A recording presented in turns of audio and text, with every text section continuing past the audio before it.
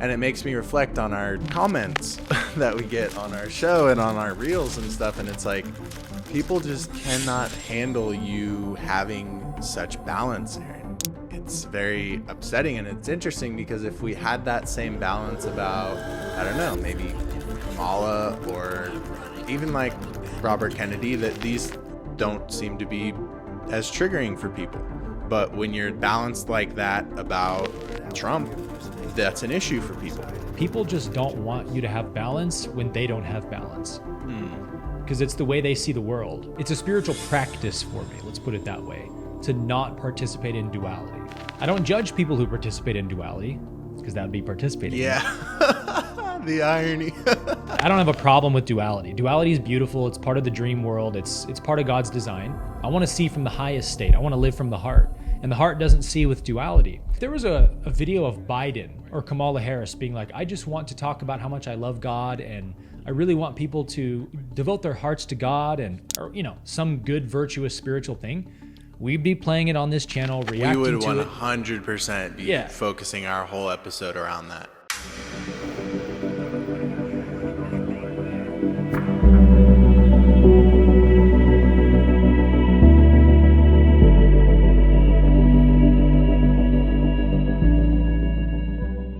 What's going on, Great Awakening family? Welcome back to today's episode of the Great Awakening Show, where our entire mission is to pioneer a show that documents the story of the Great Awakening as it unfolds in real time on this planet. As you guys know, me and Aaron are very, very passionate about giving you guys zoomed out perspectives and positive takes on things that a lot of times people get wrapped up in and lost in the weeds on. So we're especially excited for today's episode. We're going to do things a little bit differently than our last episode today. So for those of you who rock with us and consume each of our shows when they drop, you know that last episode we did something new and we ended up addressing a number of audience questions. And this episode, we're going to be transitioning to reaction clips at the end. So we're going to do our usual positive news pieces, we're going to do our usual reaction clips, and then we're going to wrap up with bold predictions. So as always, throughout this episode, any questions you guys have, drop them in the chat, as next episode we'll be voicing a number of new questions, and we're always excited to engage with you guys. So anything that's on your mind, anything that comes up, let us know in the comments, and we'll be happy to go through all of those. So without further ado, I'm going to hand it off to you, my man, for your first piece of positive news. All right, brother, let's get into it.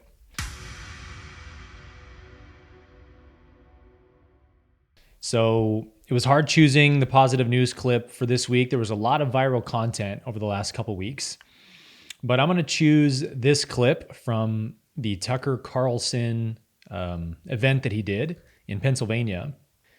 And I thought that this clip was very telling about a number of things. So we'll watch the clip and then we'll comment. Did you see this? Jones. Dude, Alex Jones was in peak form on this. Yeah, he was. On this event. He was just the most vintage Alex Jones I've ever seen. And, you know, there's a lot of things I love about Alex Jones. He's just such an authentic guy.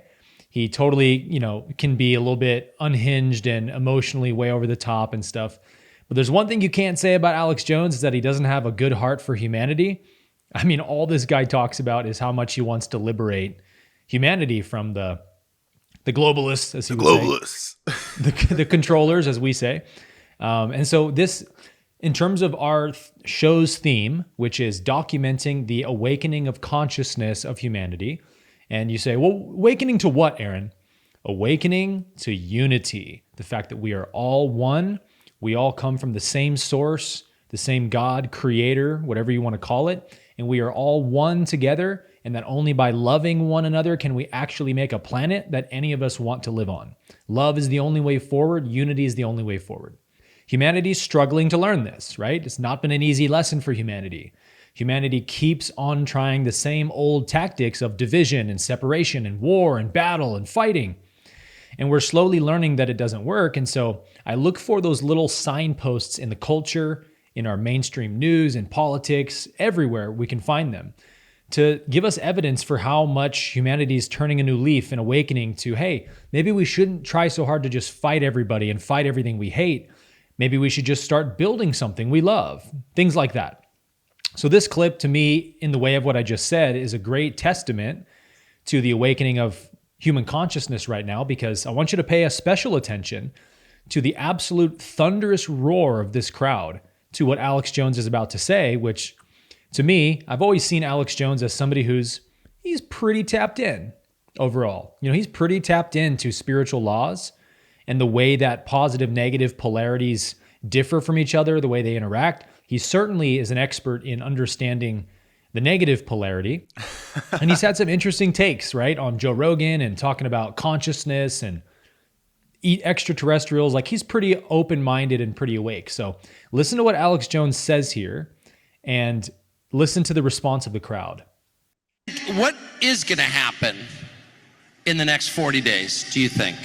Well, we all know that history repeats and rhymes. And so, just like the kickoff of this country on July 4th, 1776, started an hour away from here, and that's why, coming right back, history repeats, the key battleground state again, the second battle to save the Republic, the first battle was launched to form the Republic, is happening right here in Pennsylvania. And I interviewed you today, an amazing interview, quick interview, you were gracious to give it, in between your busy schedule, and you said, look, I feel confidence in my gut, intellectually, every level. Even if they steal this, it doesn't matter, because the process of awakening is here and nothing is going to turn that around. So we have the initiative, we've turned the tide, and whether it takes 6 months or 20 years, we're going to evict the globalists out of this country and we're going to restore the Republic. Victory is ours. Oh, how you gonna do us like that, YouTube? Feel that way. So do you feel that the hope that in the end there's victory?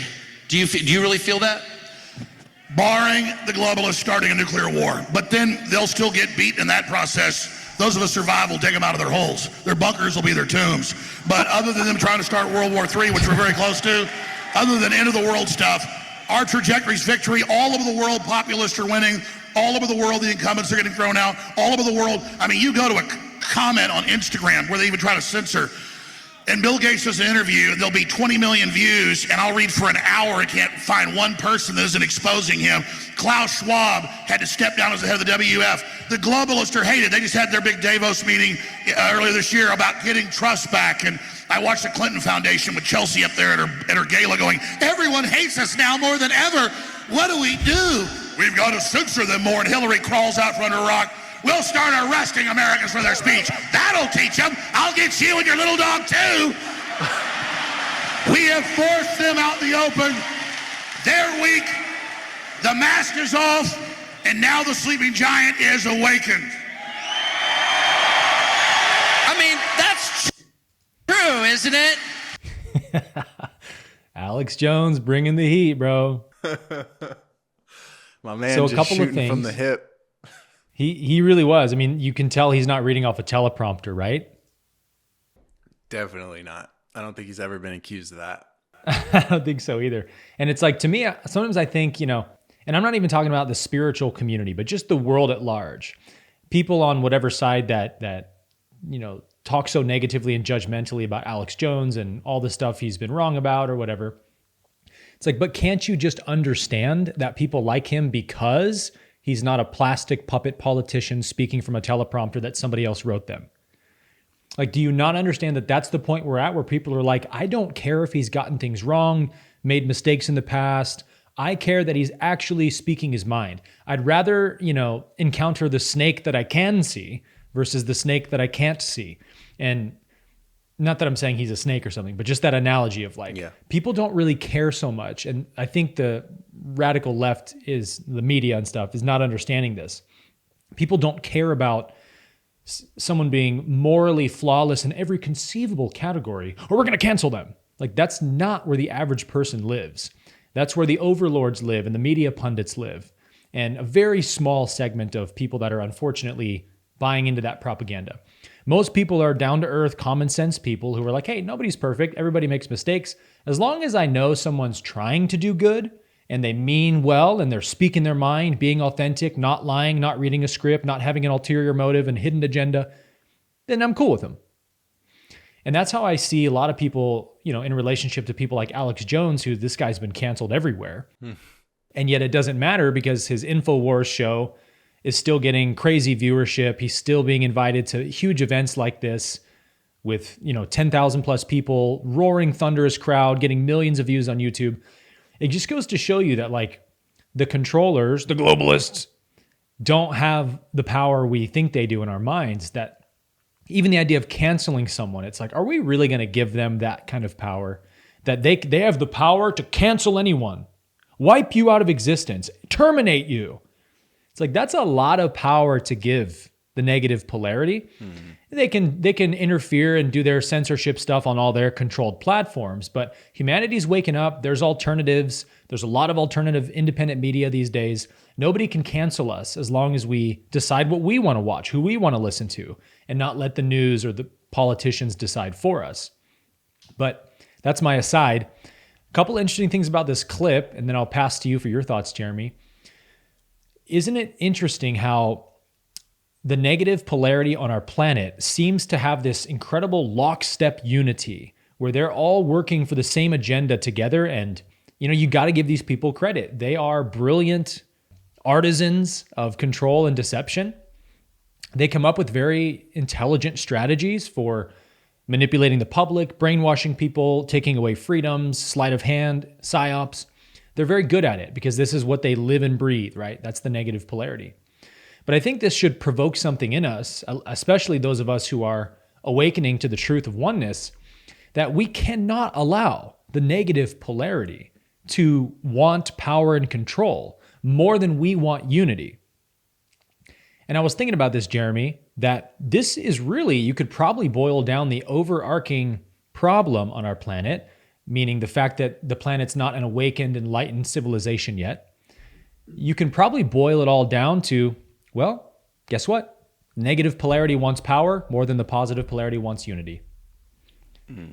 And I think if we all sit with that, we'd have to say it's true, right? Not everybody, but like as an overall thing, like most people in the world, even the average, Christian or spiritual person, just a good person with a family and a job, American citizen, do those people desperately want unity? Do they think about it night and day the way that the globalists think about control night and day? And if we would probably all say, no, I doubt it. I bet the negative polarity wants their control and power more than we do. Then we can sort of say, then why do we think the world should be awakened yet?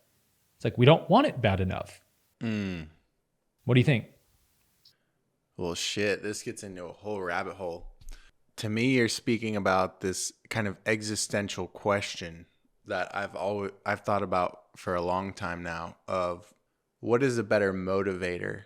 The tapping into the egoic faculties, right? Like motivation through fear, shaming yourself, anger, like I've been studying the 1% and not just the financial 1%, but the 1% at anything, at life, for over a decade now. And one thing you see over and over and over again is that they typically motivate themselves through egoic means.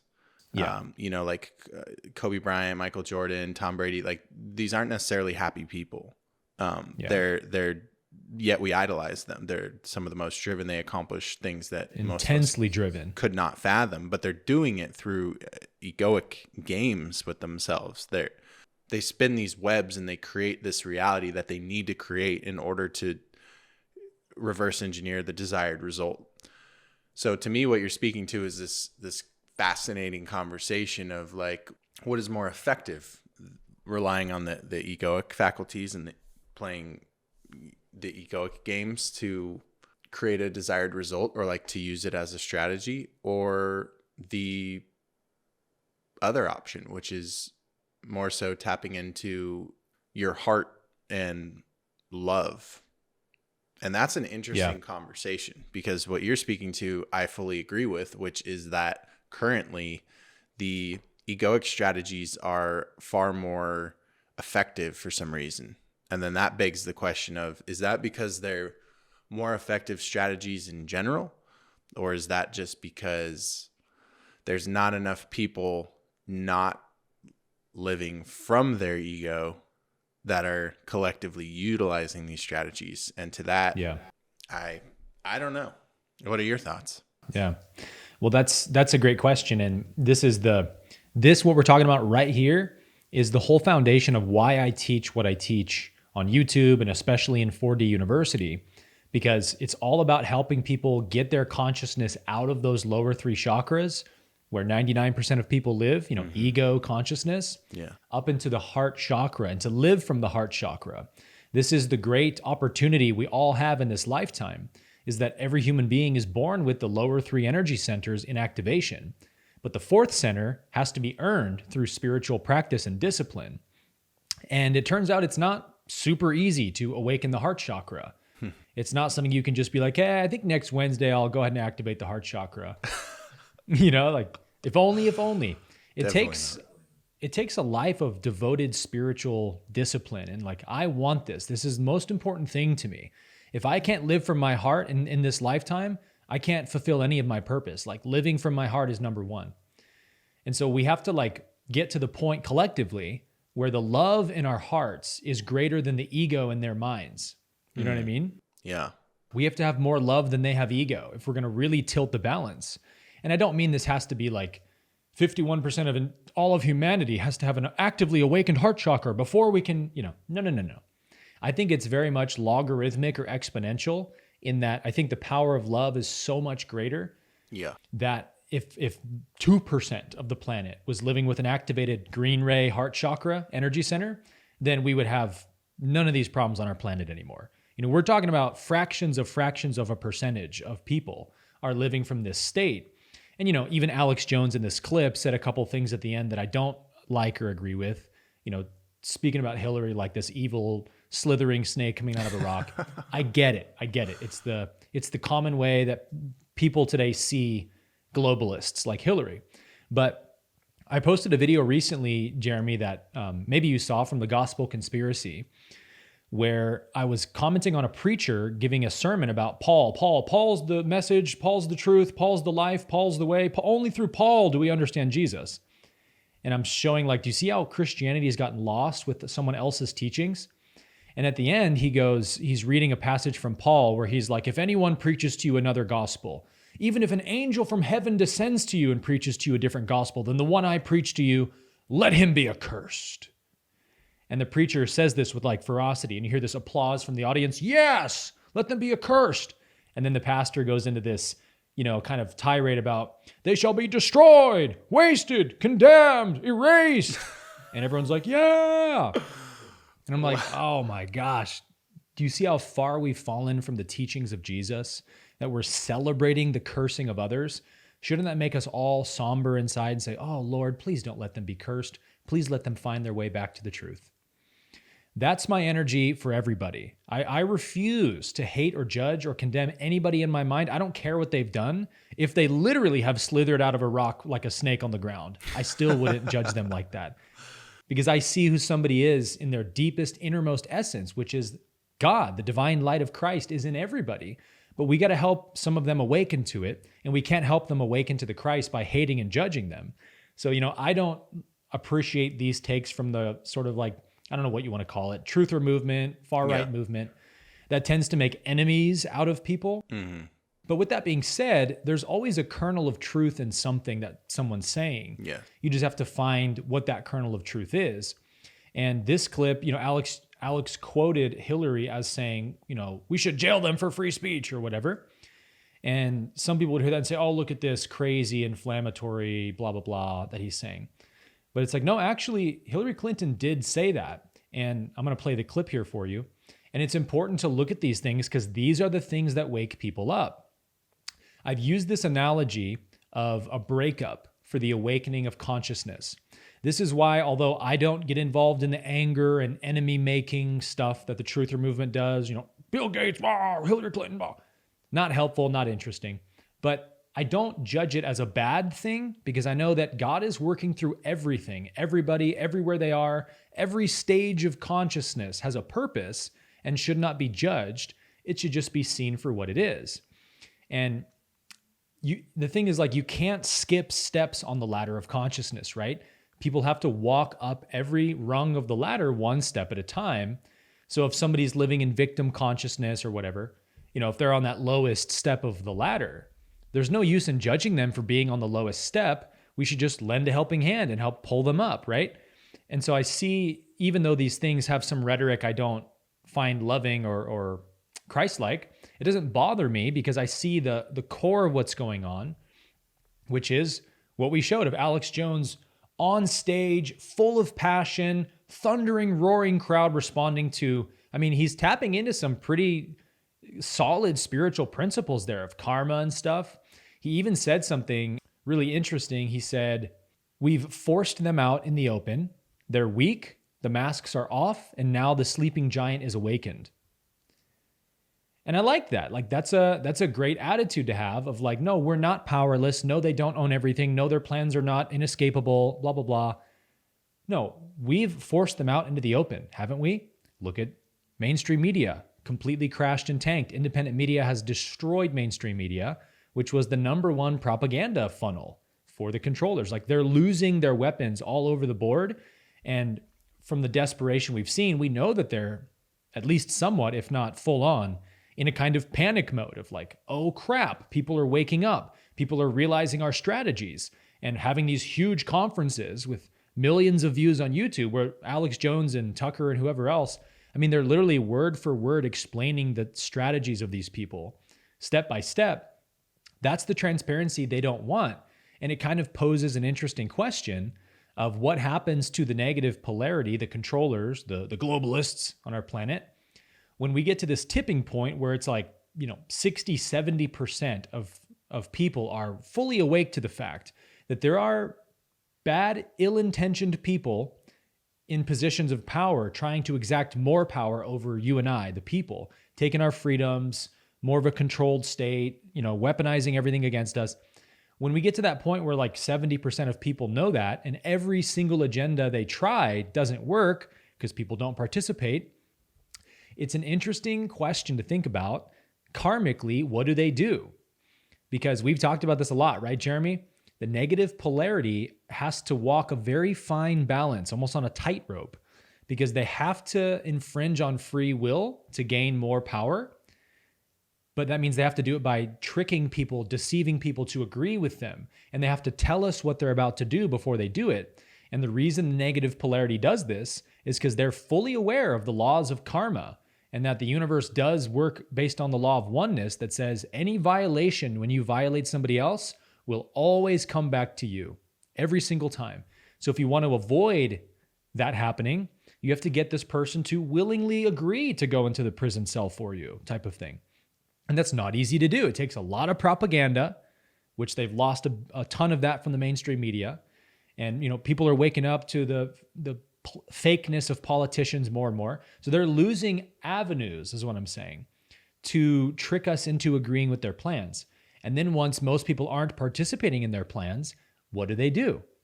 And I think, Jeremy, you'd probably agree with me on this, that these people are, again, way too desperate for power and control. They don't even know any other way of existing. When you are on the negative polarity, when you're going down that path, there isn't like a side quest or something. It's one thing. Power and control over others is the air I breathe, the water I drink, the food I eat. Everything revolves around this one task to gain power and control. And so if people aren't going along with your plans, and if you can't trick them into doing it with media and stuff, what do? And I think, Jeremy, what they're going to do is just say, F it, let's just do it anyway. Because they're too desperate for power, and then they're going to more egregiously violate free will in doing so, because you've got the vast majority of the population being like, no, we're not taking that jab. No, we're not using that real ID. No, we're not using that CBDC. And they're going to try to force it down our throats. And that's when the laws of the universe will sweep in to not rescue us, but to help balance the scales a little bit. Because the universe says, hey, you're not allowed to violate people in my universe. You can get them to agree with you, but if they don't, you're in for it. And I think a big part of why the controllers, haven't gotten all that exposed or, in trouble, whatever you want to say, is because they have gotten a lot of the tacit agreement from the public. They have gotten people to buy into their agendas and fall for their tricks. And I think that time is dwindling very quickly for them. And clips like this are evidence of that, right?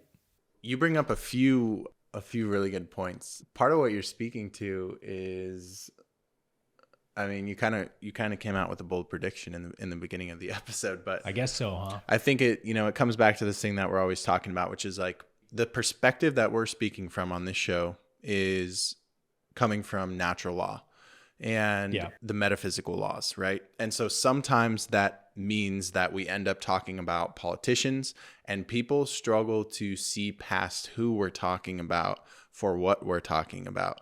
And it's very interesting, right? Like you brought up with the Alex Jones thing, how you're like, he said a few things that I, like blatantly don't agree with, but that doesn't mean you're like, F Alex Jones, like I don't listen to him. He's you know what evil, I mean? Like that's an extremely balanced take that you gave right there, right? And it makes me reflect on our comments that we get on our show and on our reels and stuff. And it's like, people just cannot handle you having such balance, Aaron.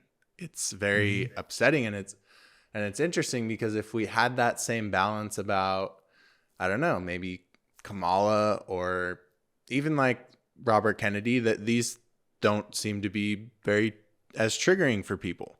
But when you're balanced like that about Trump, that's an issue for people. But then they want Alex you Jones, to be they want you to be balanced about these other people. So right. That's just one of the things I was thinking about is like, yeah, I mean, you nailed it. Like same thing here. Like Alex Jones says some crazy fucking shit, but he's also like a real human being with like real problems, and he doesn't try to hide his flaws or imperfections, and he just shoots it from the hip. And that means that some of what he says is going to be off, but that also means that there's not some pre-recorded Machiavellian intention, that you're not aware of behind the scenes. Right. What do you think? Because this is a core tenet of your teachings, right? You're consistently talking about like, basically what you're saying is I refuse to participate in duality is what you're saying. Like exactly. You just take a stand against it, right? It doesn't matter. And I feel that that's a level of, I don't know if it's spiritual intelligence or complexity that I see in our comments. It's hard for people to grasp. They'll say things like, Aaron, I want to feel this way that you're describing about Trump, or I want to feel this way, but even I've seen it about Biden. I want to feel that way about Biden or Hillary. Yeah. I just really struggle with everything they've done to the children and blah, blah, blah. Right. And so wars. It's like, what do you think that is? How is it that you're able to just be like, yeah, this is how it is. I don't have this in my heart. And I think that confuses people because they're like, look at the words that just came out of your mouth. And they instantly put us in the alt-right box. And it's like, no, that's not what we were saying at all. We were speaking about this metaphysical or this physical event from a metaphysical perspective. And you instantly grouped us in this bucket, and we don't even vote. And we're not even saying that. But yeah, I'll stop there. I really want to hear your perspective on this. Why do you think it is that that nuance is so challenging for people? What are you doing differently that allows you to just be like, yeah, I refuse to participate in that? Like, it's actually kind of simple. Yeah. Well, I think the short answer is that it's a misunderstanding of forgiveness, not knowing what forgiveness really is, thinking it's something else, which usually it's people that think when we say to forgive somebody, they think, oh, so accept and dismiss all their behaviors as being totally fine, let them run rampant, doing whatever they want to do. It's silliness. It's so silly. Of course, we're not condoning murder when we forgive the murderer or any other crime.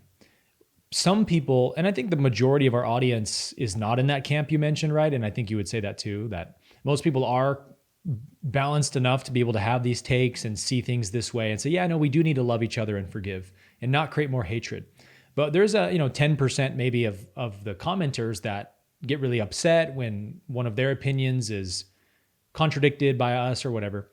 And the simple answer to me is like, people just don't want you to have balance when they don't have balance. Because it's the way they see the world.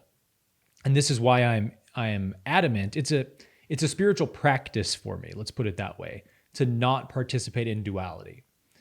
I don't judge people who participate in duality because that would be participating. Yeah. But like, I don't have a problem with duality. Duality is beautiful. It's part of the dream world. It's part of God's design. Yeah. But I want to see from the highest state. I want to live from the heart. And the heart doesn't see with duality. So when you have a unbiased take where you're like, hey, everything I look at, I judge it by the standard of love and oneness. And if it lines up with that in some way, I will give it credit. If it violates it, I will point that out. And if people don't like that, whether it's Trump doing or saying, or Alex Jones or RFK, doing something based in love, unity, forgiveness, oneness, I'm sorry. I'm sorry that bothers you when somebody you hate says something good, but that's duality, and that's not the game we're playing here. If there was a video of Biden or Kamala Harris being like, I just want to talk about how much I love God and I really want people to devote their hearts to God and, or, some good, virtuous, spiritual thing, we'd be playing it on this channel, reacting to it. We would 100% be focusing our whole episode around that. It just is the fact of the matter that this is the way the power balance is right now. Yes. In the 90s, 2000s, it was the far right neocons controlling everything. The conservatives were the big bad megalithic party in politics. Yeah, like Bush and all them. Yeah, Cheney, like those were the Darth Vaders of that generation. For sure. Was on the right.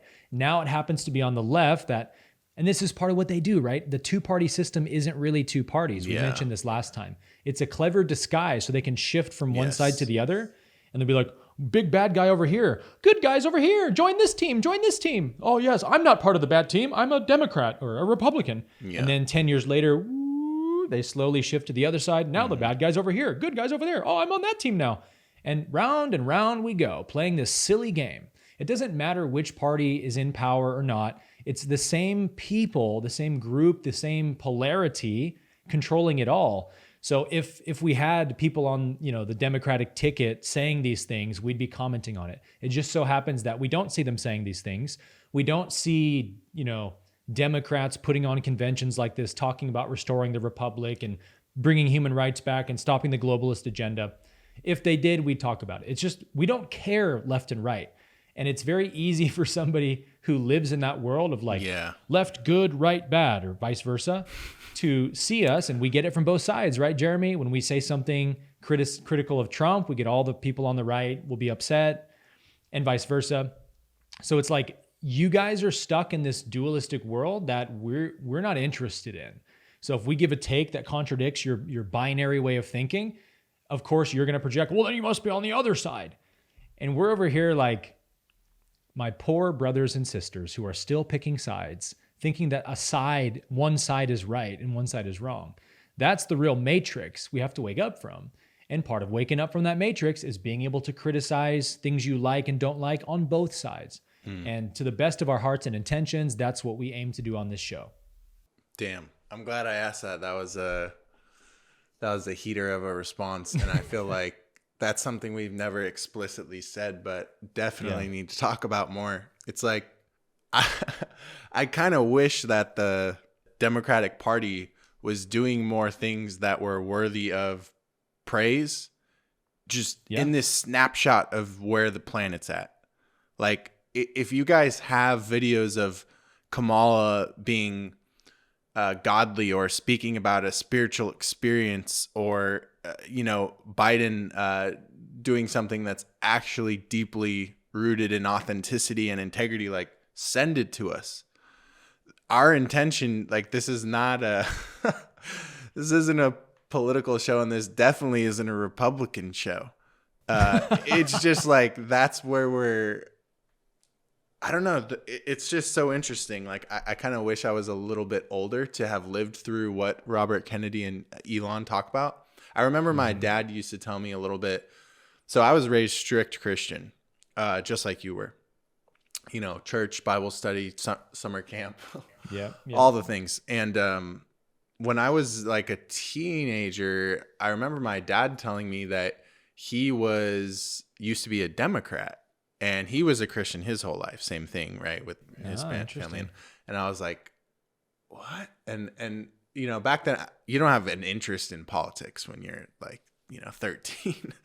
So I didn't inquire too much, but he would tell me a little bit about how like fiscally he was a conservative, but socially he agreed with a lot of what the Democrats were about, but he just couldn't vote that way anymore because of abortion, which is very common for Christians.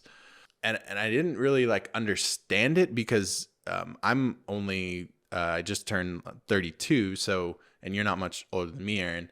In my lifetime, the party has always been like, the Republicans and the Democrats have been what they've been pretty much.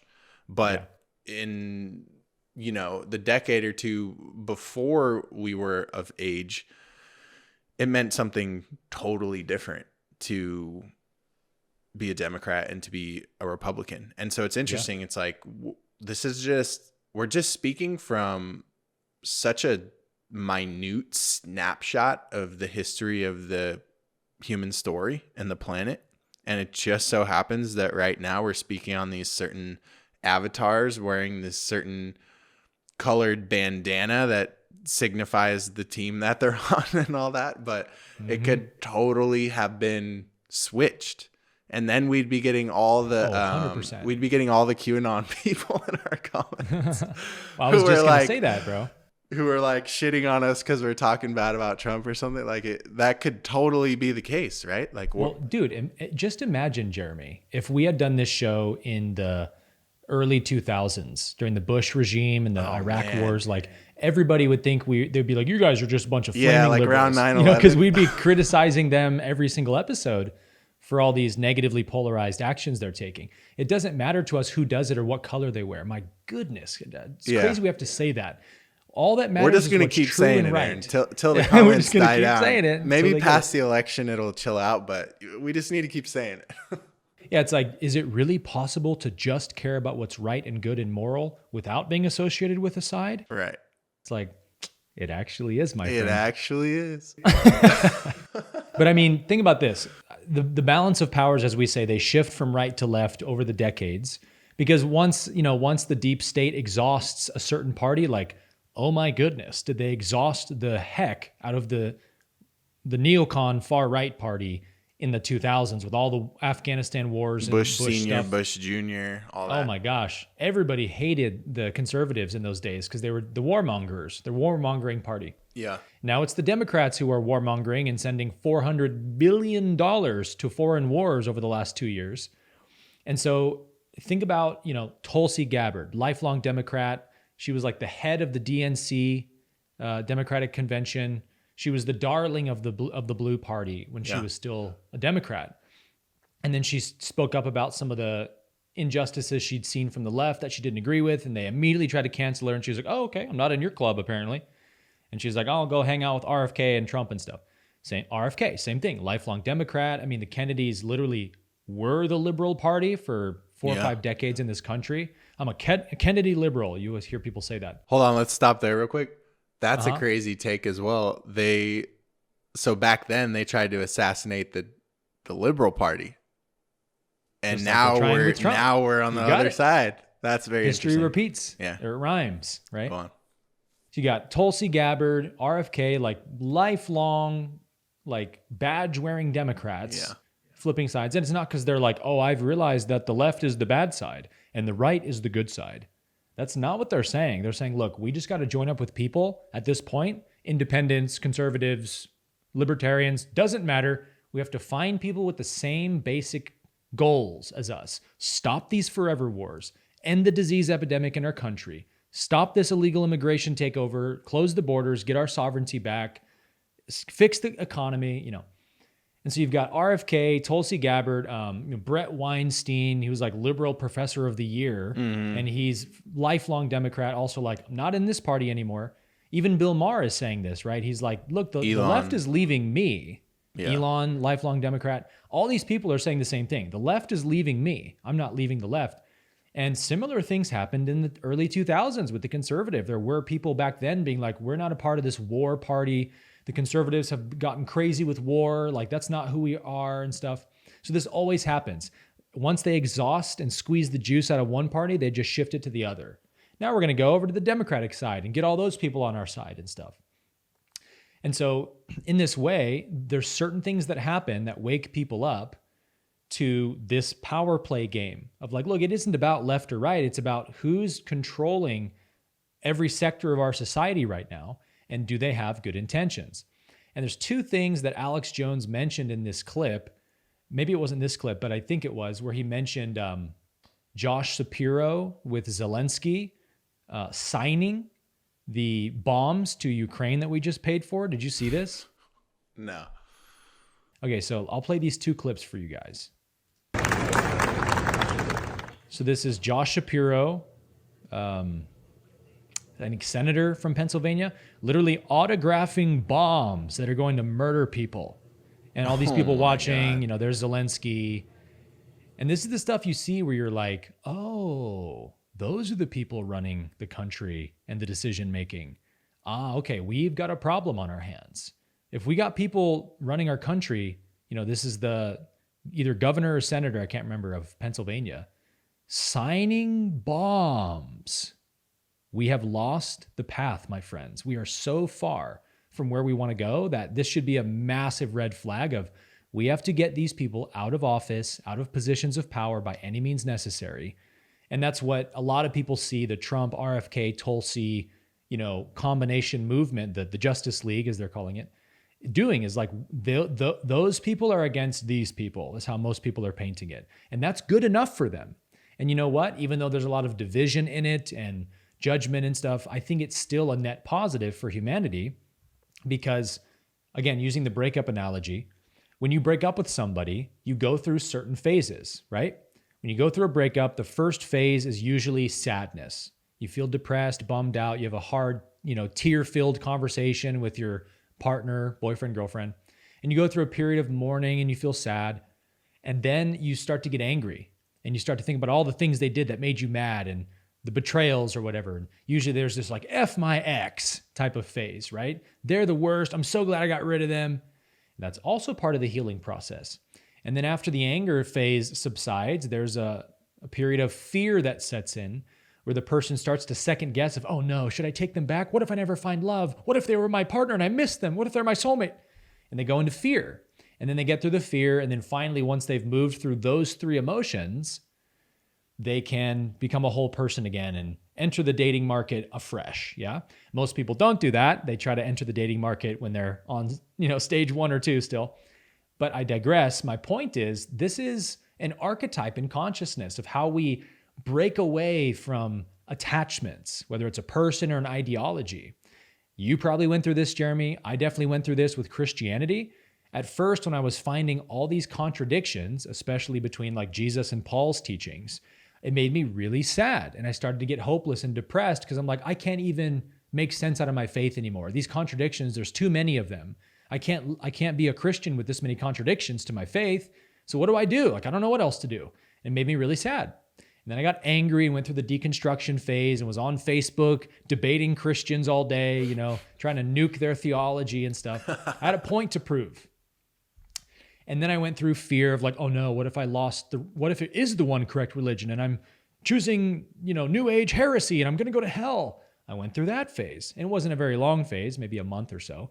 But I did have those thoughts of like, what if you did leave the one true religion and Jesus Christ won't forgive you now and you're going to go to hell?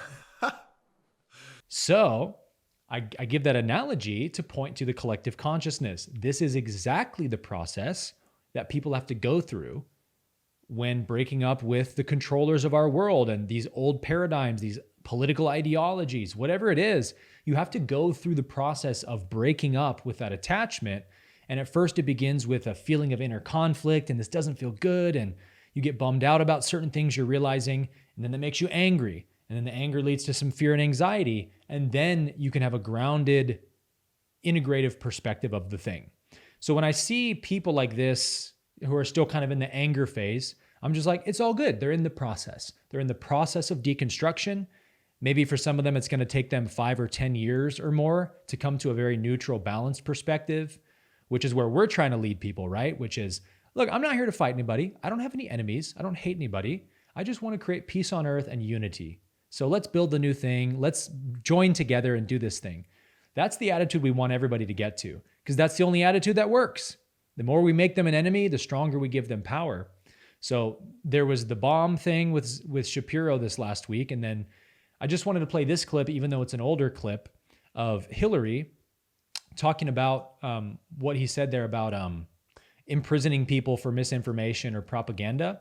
Because again, these are the things that make people angry and get them into that breakup energy of, oh, I'm done with these people and their agendas. And even though anger is technically a negative emotion, it doesn't mean that it's not serving a good purpose in the long run. So here's the clip that Jones was referencing. And I wanted to play it because some people might hear what he just said about her slithering from under the rock and being like, let's jail them if they don't agree with our propaganda. But it's like, well, she actually did say that. So let's play the clip. And boosting Trump back in 2016. But I also think there are Americans who are engaged in this kind of propaganda. And whether they should be civilly or even in some cases criminally charged is something that would be a better deterrence because then boosting Trump back. So Hillary says she recommends charging Americans civilly or criminally for engaging in propaganda. So obviously that implies if you engage in propaganda we don't like, you deserve to be indicted for it and hopefully will get you in prison for it. Nobody would criminally indict someone not hoping they go to prison. You know what I mean? Yeah. So it's implied in what she's saying. And although, because Hillary's a Democrat, people who identify as a Democrat, like I did for 8 years, we project onto people. We say, well, she's on my team. She's on Team Blue, and I know we're the good guys. So she can't possibly be saying something that bad. It must mean she means something else than what they're saying she means. She doesn't mean it like that. And that's the way people gaslight themselves and dismiss their own eyeballs and ears from seeing and hearing what they're actually seeing and hearing.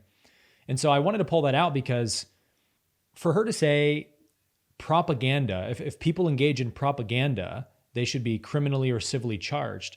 It's like, hey, Hillary, sweetheart, propaganda is protected under the First Amendment. So why would she say that? She says it because she doesn't think most people watching know that that's protected by the First Amendment. Most people are not constitutionally literate, as you know, Jeremy. They don't really understand how our country was founded, the laws it was set up by.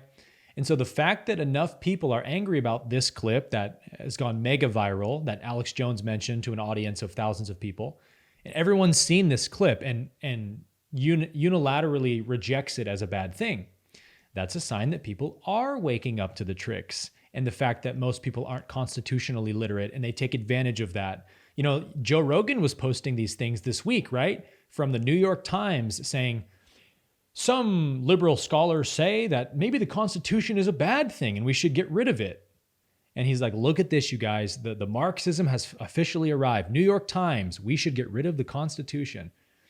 And some people panic when they see that, but I'm like, no, this is a really good thing because look at the response to Hillary's comment of indicting people criminally for propaganda. And who gets to decide what the propaganda is, by the way? Of course they do.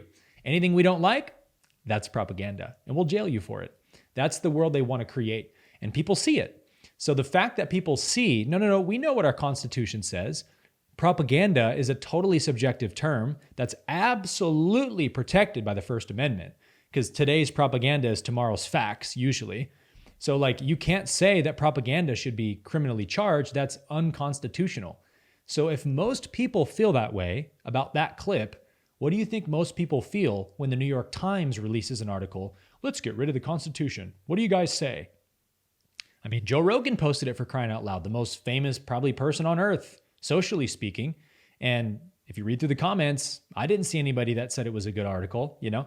So like, I want them to come out of the shadows. I want them to expose their tactics. I want them to make the public more angry because that's part of the breakup phase. It's just a fact of the matter. Like there is no reality where all of humanity just says, oh, it's all forgiven. We're at peace. All is good. All is one. Let's move forward. You know, it's not going to be that simple. There's going to be a messy, maybe 100+ year breakup between the population and the controllers. And it might get really messy. We've talked about fourth turning. We've talked about civil war. I don't know how it's going to look. But I know that getting upset at the people abusing you is one of the first phases of how the ego heals itself from these conflicts. It's like, reminds me of Stockholm syndrome. Right. Same idea. People have to shift out of the defending of your their abusers. abusers. Yep. Oh man. And we do that though. Yeah. And you saw the Tim Waltz thing where he was talking about misinformation doesn't apply. The first Yes. Yeah. the First the other Amendment one. doesn't apply to misinformation. Just like, Oh, bro, that is a scary statement. it's scary that he thinks anyone would believe that, because some people probably do, obviously. Definitely. But like the hope is it's a very small percentage of people, and most people would feel outraged by that comment. And I think probably do. I saw a viral clip of him saying that, and the caption was, "Tim Waltz just lost Kamala Harris the election by saying this." Meaning like most people are going to be really upset you just said that. And I guess the overarching message here is that all things work together for good to those who trust God. We don't have to try to correct people for being angry. Like, this is something probably most people listening have done or do. It's certainly something I've tried to do to no avail, which is to convince your truther friends or whatever to stop being so angry at the enemy, and you should love and forgive. And it's like, but if they're not there, brother, you're asking them to do an impossible task. Like, you might as well just accept where they're at and trust God that they'll get to the point of like, look, I'm tired of the hate. I'm tired of all the negative energy. I forgive everybody. Let's just move on and make a new world. That's where we want people to get to. And they have to go through these phases. So even the anger and the enemy making, there is good in it. And I think it's important for us to see that so that we don't get cynical as the awakened people on this planet trying to create awakening, that, oh, look, everyone's just angry and cynical. No. It's like, great, everyone's angry and cynical. That means they're in the breakup phase and their consciousness is slowly expanding and they're going through the natural process of it. To me, it's a very good thing, even though I don't participate in it and I wouldn't recommend people to. Does that make sense? Yeah, that's a great point. Are all the clips that you just shared, are those still your positive news section, or did you get into Yeah, reaction? that was all the first segment. Okay. You guys are in for a treat today. Yeah, we got a lot of content coming your way. Cool. I'm going to bring mine up. I think this is the longest positive news section we've done so far. No doubt. New record. And on day one, we're going to declare an emergency like we did in COVID.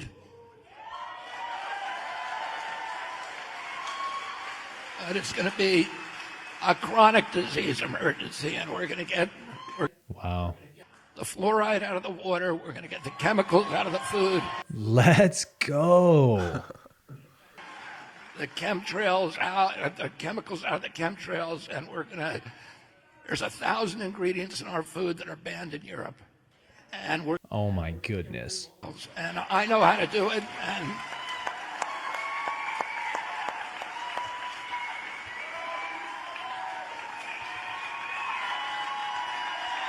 Yo, talk about positive news, bro. I know. Wow. Had you seen this? No, I haven't. and on day one, Yeah. And I'll Gotta give love a quick, RFK, man. I'll give a quick part two to that. So I don't know if you saw this, but we had another pretty big shift in terms of fluoride becoming in the mainstream. Nice. So it says, huge win. Judge Edward Chen issued a ruling concluding that the current U.S. water fluoride levels pose an unreasonable risk of lowering children's IQ. This could be the beginning of the end for harmful water fluoridation in the United States. Yeah, so for those of you who maybe haven't heard of this, they've done studies on parts of the population that have higher levels of fluoride in their water, and there's a consistent, notably measurable difference in IQ levels. And autoimmune and all kinds of stuff. Yeah, and I was going to say, like, from as far as what I'm aware of, they've mainly only studied, like, the big study that's cited is about IQ, but as me and you know, like, the real issues with fluoride is what it's doing to your pineal gland and the fact that it's a neurotoxin. Yeah. And so the spiritual implications of putting fluoride in your entire nation's water supply are massive. So I thought, what better positive news clip for the Great Awakening show than removing fluoride to lead to the Great Awakening. You picked a humdinger, dude. Yeah. That is extremely positive news. I hadn't seen that. Mm-hmm. And yeah, it's like the fluoride in our water is the most clear and obvious psyop from the controllers of like, we want to make sure that this population of people does not wake up to what we're doing. How do we make sure we lower their level of awareness and things like that? Oh, poison them. Easy. And what toxin most notably shuts off the pineal gland? Fluoride. But it's like, great, huge win. I'm all in favor of getting rid of fluoride in the water. But it's like, but let's also get rid of the other thousands of chemicals and heavy metals and things, you know, that are also in our water. If you do the online water search, I think it's ewg.org, punch in your zip code, it'll tell you all the chemicals in your water. And on my water, fluoride was not the top most, it wasn't the densest chemical in my water by far. There was like 3 or 4 other ones that were. There's far worse ones that are higher. Yeah. But I will say, this is another one of those things that the truther movement tends to do wrong, which is they're always kind of looking for a negative about everything, which is like, well, great, bro, so you get the fluoride out of our water, but what about all the other chemicals? It's like, relax, chill, take your win when you get a win. Just be grateful, celebrate it. Thank you, God, for helping us get fluoride out of the water. Next, we'll move on to barium or chloride or whatever else. But today it's fluoride, and praise God for that. That's the attitude that creates more change in the world, not the pessimism that is so common in those circles. Yeah, that's a great point. And for those of you who are maybe newer to this or are realizing like, shit, I haven't been drinking the best quality water, definitely look into iodine. Iodine competes for these same absorption pathways as fluoride. And so the more you consume iodine, the more it pulls fluoride from that pathway and fills it with iodine. So if you want a, improvement in your third eye, if you're looking at it from spiritual perspectives or just from a biological and physiological perspective, improving your health by detoxing and neurotoxin, iodine is excellent to take. And it's also extremely good for your thyroid. So something you guys can look into. Yeah. And obviously we're not medical experts, so this isn't medical advice, but it's something we both do for our own health. And I don't know if you know off the top of your head, obviously you guys should do your own research, but do you know what dosage they would recommend for if it's like a daily thing or? That's why I just said people should look into it. I'm not necessarily recommending people take it, but I don't know off the top of my head. I know that for iodine, part of the reason I didn't just go into what they should take is because the dose, sometimes people have adverse reactions to iodine, and the dose is also like actually important. Whereas with a lot of vitamins and minerals, it's not that big of a deal. Yeah. With iodine, the way that I take it, I don't even ingest it because it's quite strong. I take it topically, and there's something that you can do where you put it on your wrist and on your wrists and you rub it in, and then it leaves that stain, and then if it's still there, I forget the exact amount of hours. Do you know? It's like I don't know the exact amount of hours, but it's a great thyroid test. Yeah. So I want to say 24, but it could be 12. So this is why I'm saying you guys should look into it. I'm not a fucking doctor. I study the markets.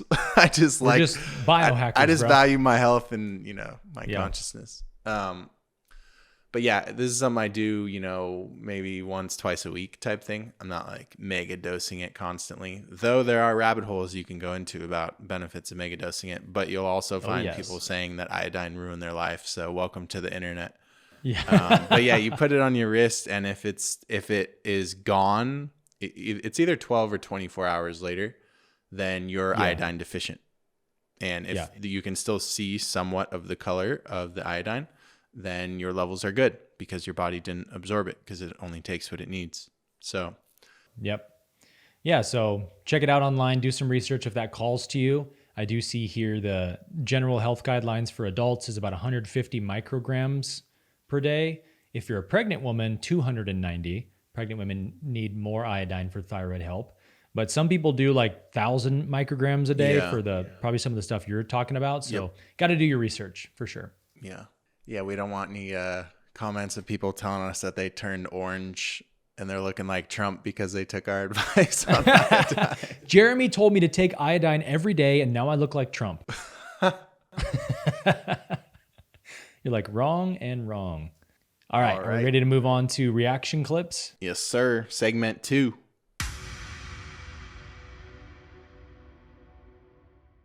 Okay, bro. So I watched this clip last night.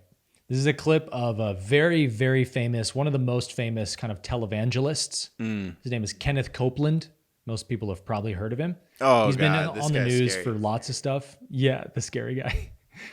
I remember, 5 years ago, he had a video going viral for his jet. Yeah, I was Remember just going to that? bring that up. The reporter, yeah. Maybe we could pull that one up for fun. But this new Kenneth Copeland video has gone viral on the internet and came across my lap and I watched it. And bro, when I tell you I laughed harder than I've ever laughed in my life, it maybe because of my background, I don't know. I grew up knowing this guy and watching him sometimes with my dad and stuff. So it's a little close to home, but I laughed so hard. I had tears streaming down my face. I had tears soaked on my shirt. I could not stop laughing, bro. So I'm excited to see your reaction to this clip. Because, I mean, it's on one hand, it's kind of sad, but on another hand, it's just hilarious. So this is Kenneth Copeland on the viral clip I'm mentioning that people are saying he is definitely possessed by a demon. I think the irony of that, I'll do full screen. I think it's maybe partially the irony of a Christian minister being possessed by a demon is funny. But when you watch the video, it's like, it's so obvious that it's just undeniable. And I'll play the clip and then we'll talk about it. Okay. More we learn about this covenant of God. What blood? The blood of this covenant. Glory to God. Cut the covenant with his father God. Glory. Bro, the way that... Wait. Did they, is this his real voice? No, that's what I was going to say. The way that whoever edited this video, like slowed down his voice a little bit. Oh my God, dude. I was like, no way is that his voice. Sometimes you have to do that a bit to get behind the real spirit that's within, happening. But the slowing down the voice makes it over the top obvious. But like I've watched this video not slowed down and it's literally just as scary and off-putting as this one. But this just puts the comedy factor over the top for me. Okay. That's good. Yes, like Moses of old. There's there's coming one. Don't. I don't know about you, but I've literally seen and heard drug addicts on the street talk like that and say those kinds of things. Yeah. Haven't you? Uh-huh. Ever do it. Don't ever feel sorry for yourself. Don't ever do it.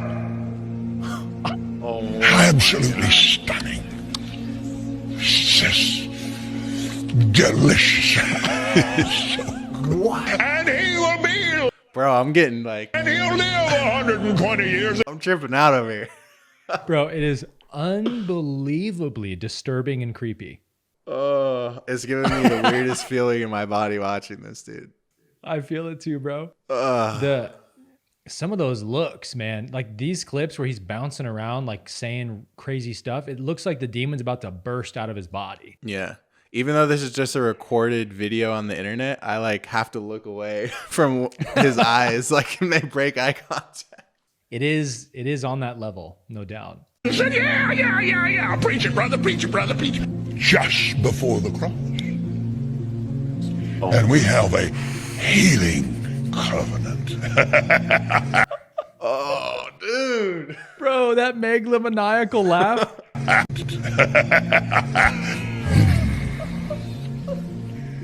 Dwells in me. The pure, spotless blood of God. And Hesed was performed for for me. Hold on. And the blood of God. And the Hesed was performed for me. He Dude, that was some Lord of the Rings shit. What in the... Like, he sounds just like Sauron with the ring. Bro, it's like something out of a movie, like a horror movie. 100%. The Hesed was performed. Like, are you talking about a demonic ritual, bro? I have a degree in theology. I'm born and raised Christian. I've never heard of the Hesed or the Kesed, whatever that word was. I've never heard of that term before. I have no idea, literally no idea what he's talking about in any of these clips. And of course, they're short sound bites. But when you watch like a 10-minute Kenneth Copeland clip of him preaching, it's not so different from this montage. Like he does that most of the time. He makes those faces. He does the weird gyrations. And his sermons are absolute word salad. And I mean, again, this is something I've been talking about more recently, but if you followed my recent content on Paul and how Christianity is really the religion of Paul, not Jesus, Kenneth Copeland is like the ultimate Paul, excuse my French, nut writer of like any preacher you'll ever find. Kenneth Copeland literally exclusively preaches Paul's epistles. And what's funny about that to me is that Paul was on record in 2 Corinthians admitting that he was tormented by a demon. He calls it a messenger of Satan sent to torment me, like a thorn in my flesh.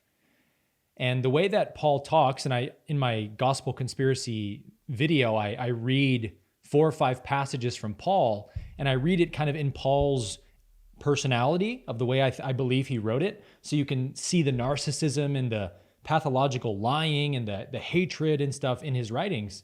Because it's like, yo, Christians, we got to reconcile with this stuff. This is not godly stuff. This is not Christ-like stuff. And isn't it funny how you always know a tree by its fruit? The guy who's known for being like the ultimate, like Paul evangelist of Christian ministers is no doubt, definitely possessed by some evil spirits. Like when you watch that video, there is no other explanation. Most people would call it mental illness. But you and I are probably on the same page that a lot of mental illness, I don't think all of it, depends on what your term demon means to you, but I don't think all mental illness is demonic possession. But I do know that negative entities look for anchor points in people, especially like Catholic priests, Christian ministers. Those are like the gold mine for a demon. If they can get into a minister of the Christian faith of some sort, oh boy, that's the jackpot for an evil spirit. And so they look to do it when they can do it. And so that's why you'll hear people say, you know, those in the light, Christian ministers, got to be the most careful. They got to be the most protective of their integrity, and because the darkness is coming for you the most when you're in a leadership position. And that's true, actually. But it's only true when you're not really walking in the light. Because when you're truly walking in the light, and I say this about Paul in my gospel conspiracy class, when you're truly walking in the light, you gain the protection of the light. The law of one says this. Jesus literally says this. The Nazarene Gospels say this, that demons can't cohabitate with true light. And so beings of true light don't get tormented by demons. Bottom line, you know, if you're being tormented by an evil spirit, you've got a distortion in you, an opening for the darkness you haven't sealed off by healing it and forgiving it, and they will find entry points into you. And so it's no wonder that, I mean, poor Kenneth Copeland, obviously he's done a lot of service to self things in his life that you could criticize him for. But I love him. He's a divine brother, and I don't wish suffering on anybody. And this poor guy, if that's the way he's acting on stage in front of an audience of people, can you imagine how deranged he probably behaves in private and in his own mind by himself? I mean, that's a tormented man, bless his heart. But gosh, I don't know why it's so funny to me. It might just be the irony of a Christian minister being on that level of possession. But dude, laughter is good medicine sometimes. Yeah. Well, I think part of it's the edit. That was a crazy edit. For sure. Shout out to whoever did that edit. And then I also, oh man. Yeah. I'm not even going to go into that. We'll move on. I have another. So my reaction clip is actually kind of the polar opposite of that. So that they will Nice. complement each other very well. Little balance. Same, but different. Whatever that means.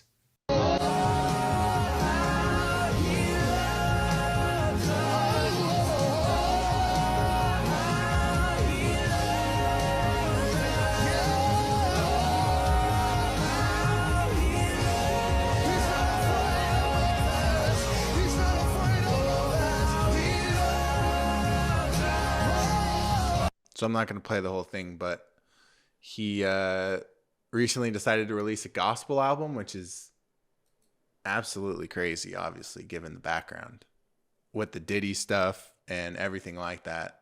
Yeah. And then I don't know if you saw this interview that he did, but it was on Apple Music. Relationship with God and with Jesus is I'm not trying to earn God's love by doing good things. God has already loved me for who I am before I did anything to earn and deserve it. It's a free gift by accepting Jesus and just giving your life to him. And what he did is the gift. The forgiveness is the thing that we look at and, I'm going to worship you, God, because you gave me something so good. At the core, I fight every day temptation and things that, are instinctive to do, whether it's, whatever it is, lie, be greedy, all these things that just naturally come. Those naturally come. I got to fight to not be that with my journey to just see a God who's accepts me, loves me. They call him the Savior. And I believe that to be true, that Jesus saved me. Jesus wasn't this religious elite guy that, came to, but he was in the dirt, and he found me in my dirt and pulled me out. I'm a Jesus follower. When you accept Jesus, he says that now you walk with the Holy Spirit. So I think I just want to be led by the. Wow. How crazy is that? Incredible, man. Especially given, we went pretty in depth when the Diddy stuff was coming out. Yeah. About his background, and you told us that whole story about his was it his old bodyguard? Yes. Yeah. So it's like I can't help but feel like, and this is, we've seen similar things. Like we've seen this happen with Russell Brand. We've seen this happen with Kanye, where there's this, you could make a solid case that these people were part of the darkness, whatever you want to call that. You want to call it the Illuminati, you want to call it Hollywood, you want to call it MK Ultra, some of them, whatever, right? Like they were definitely part of the darkness. You can find, and we've actually never talked about this because I know you're a big, you like Russell Brand a lot. Yeah. You're aware of like his background, right? Mm-hmm. Like, you can find a lot of pictures of Russell Brand throwing up signs, satanic signs, and doing, mingling with those types of people. Probably was at Diddy parties.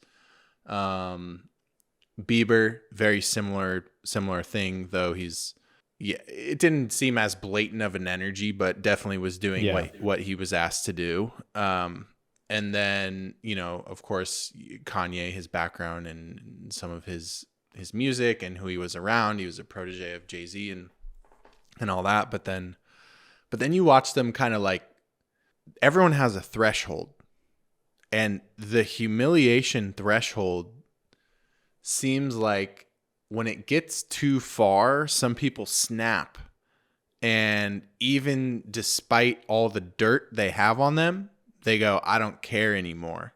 And that's when you start having the situations where they go, oh, they're insane, they're mentally ill, because they go, I don't give a fuck anymore. Like whatever you guys are going to do to me. And then they're like, listen to them. They're crazy. They sound like a crazy person. But I kind of get that energy, and I want to hear your thoughts as well. But I kind of get that sense from Beiber where he's talking about being in the dirt, and it's like, you have nothing left to lose. Like, I can only imagine the things that he experienced coming into the industry, massive superstar at like 13, having sleepovers with Diddy, what the shit. So, and then the meteoric rise to fame, how lonely that is. The industry is like cutthroat. So it's cool to see, man. Even though, It is. that's a little bit like slightly different relationship than maybe me and you have to what Jesus is or what Yeah. that represents. Regardless, as we Yeah, were and that's just fine. talking about in the political section, like a win's a win. And this is Yeah, man. very cool to see, It spreading is.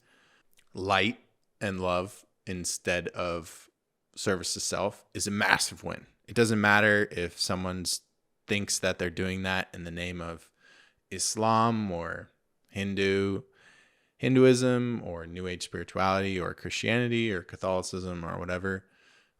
If it's actually rooted in, love, like it doesn't really matter what you call it. That's a net win for the planet. And he seems like the most grounded I've seen him. Having said that, I haven't watched a lot of Beiber in the past. I was never a believer.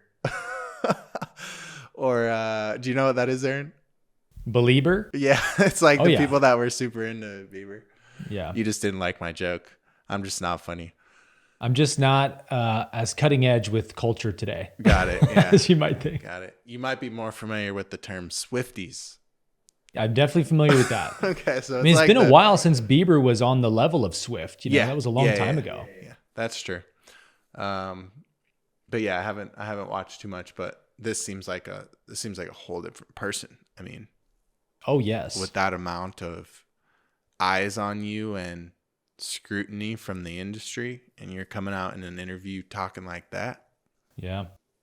What are your thoughts? Well, I saw a clip this week from the Diddy stuff about Justin Bieber that I wanted to react to on the show, and I totally forgot about it.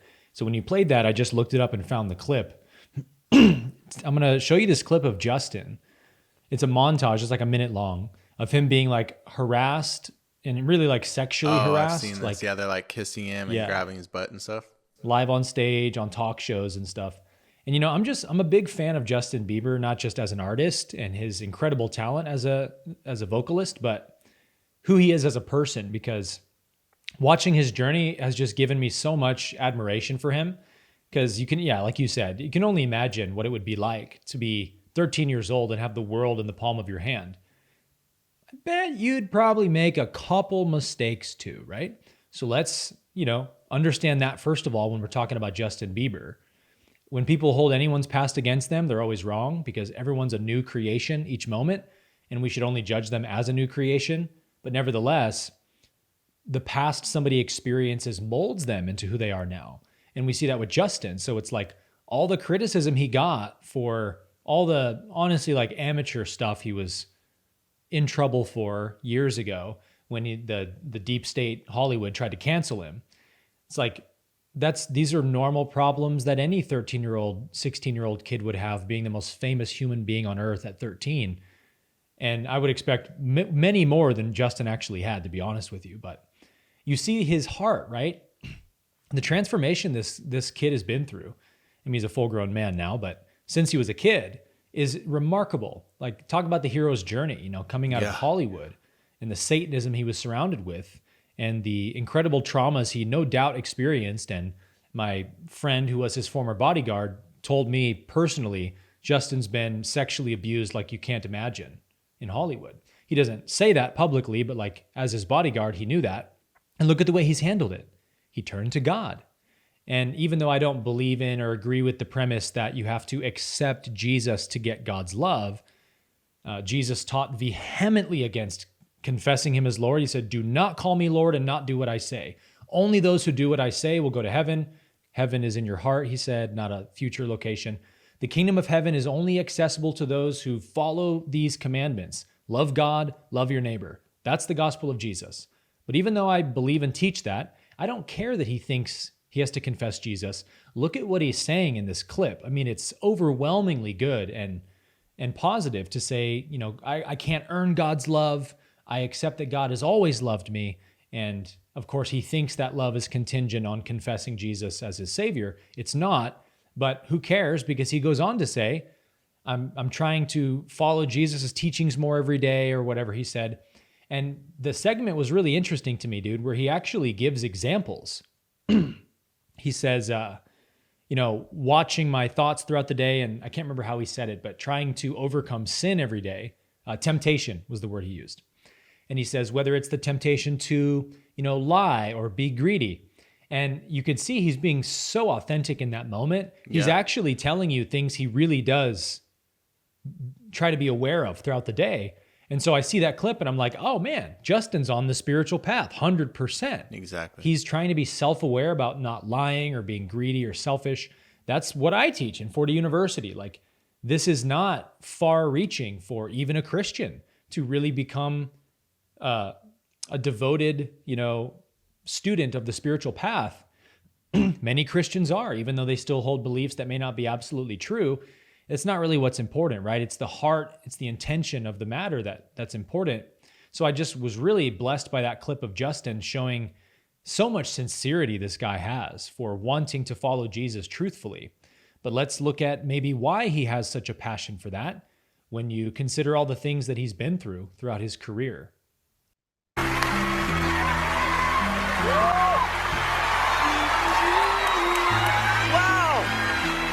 I feel violated right now.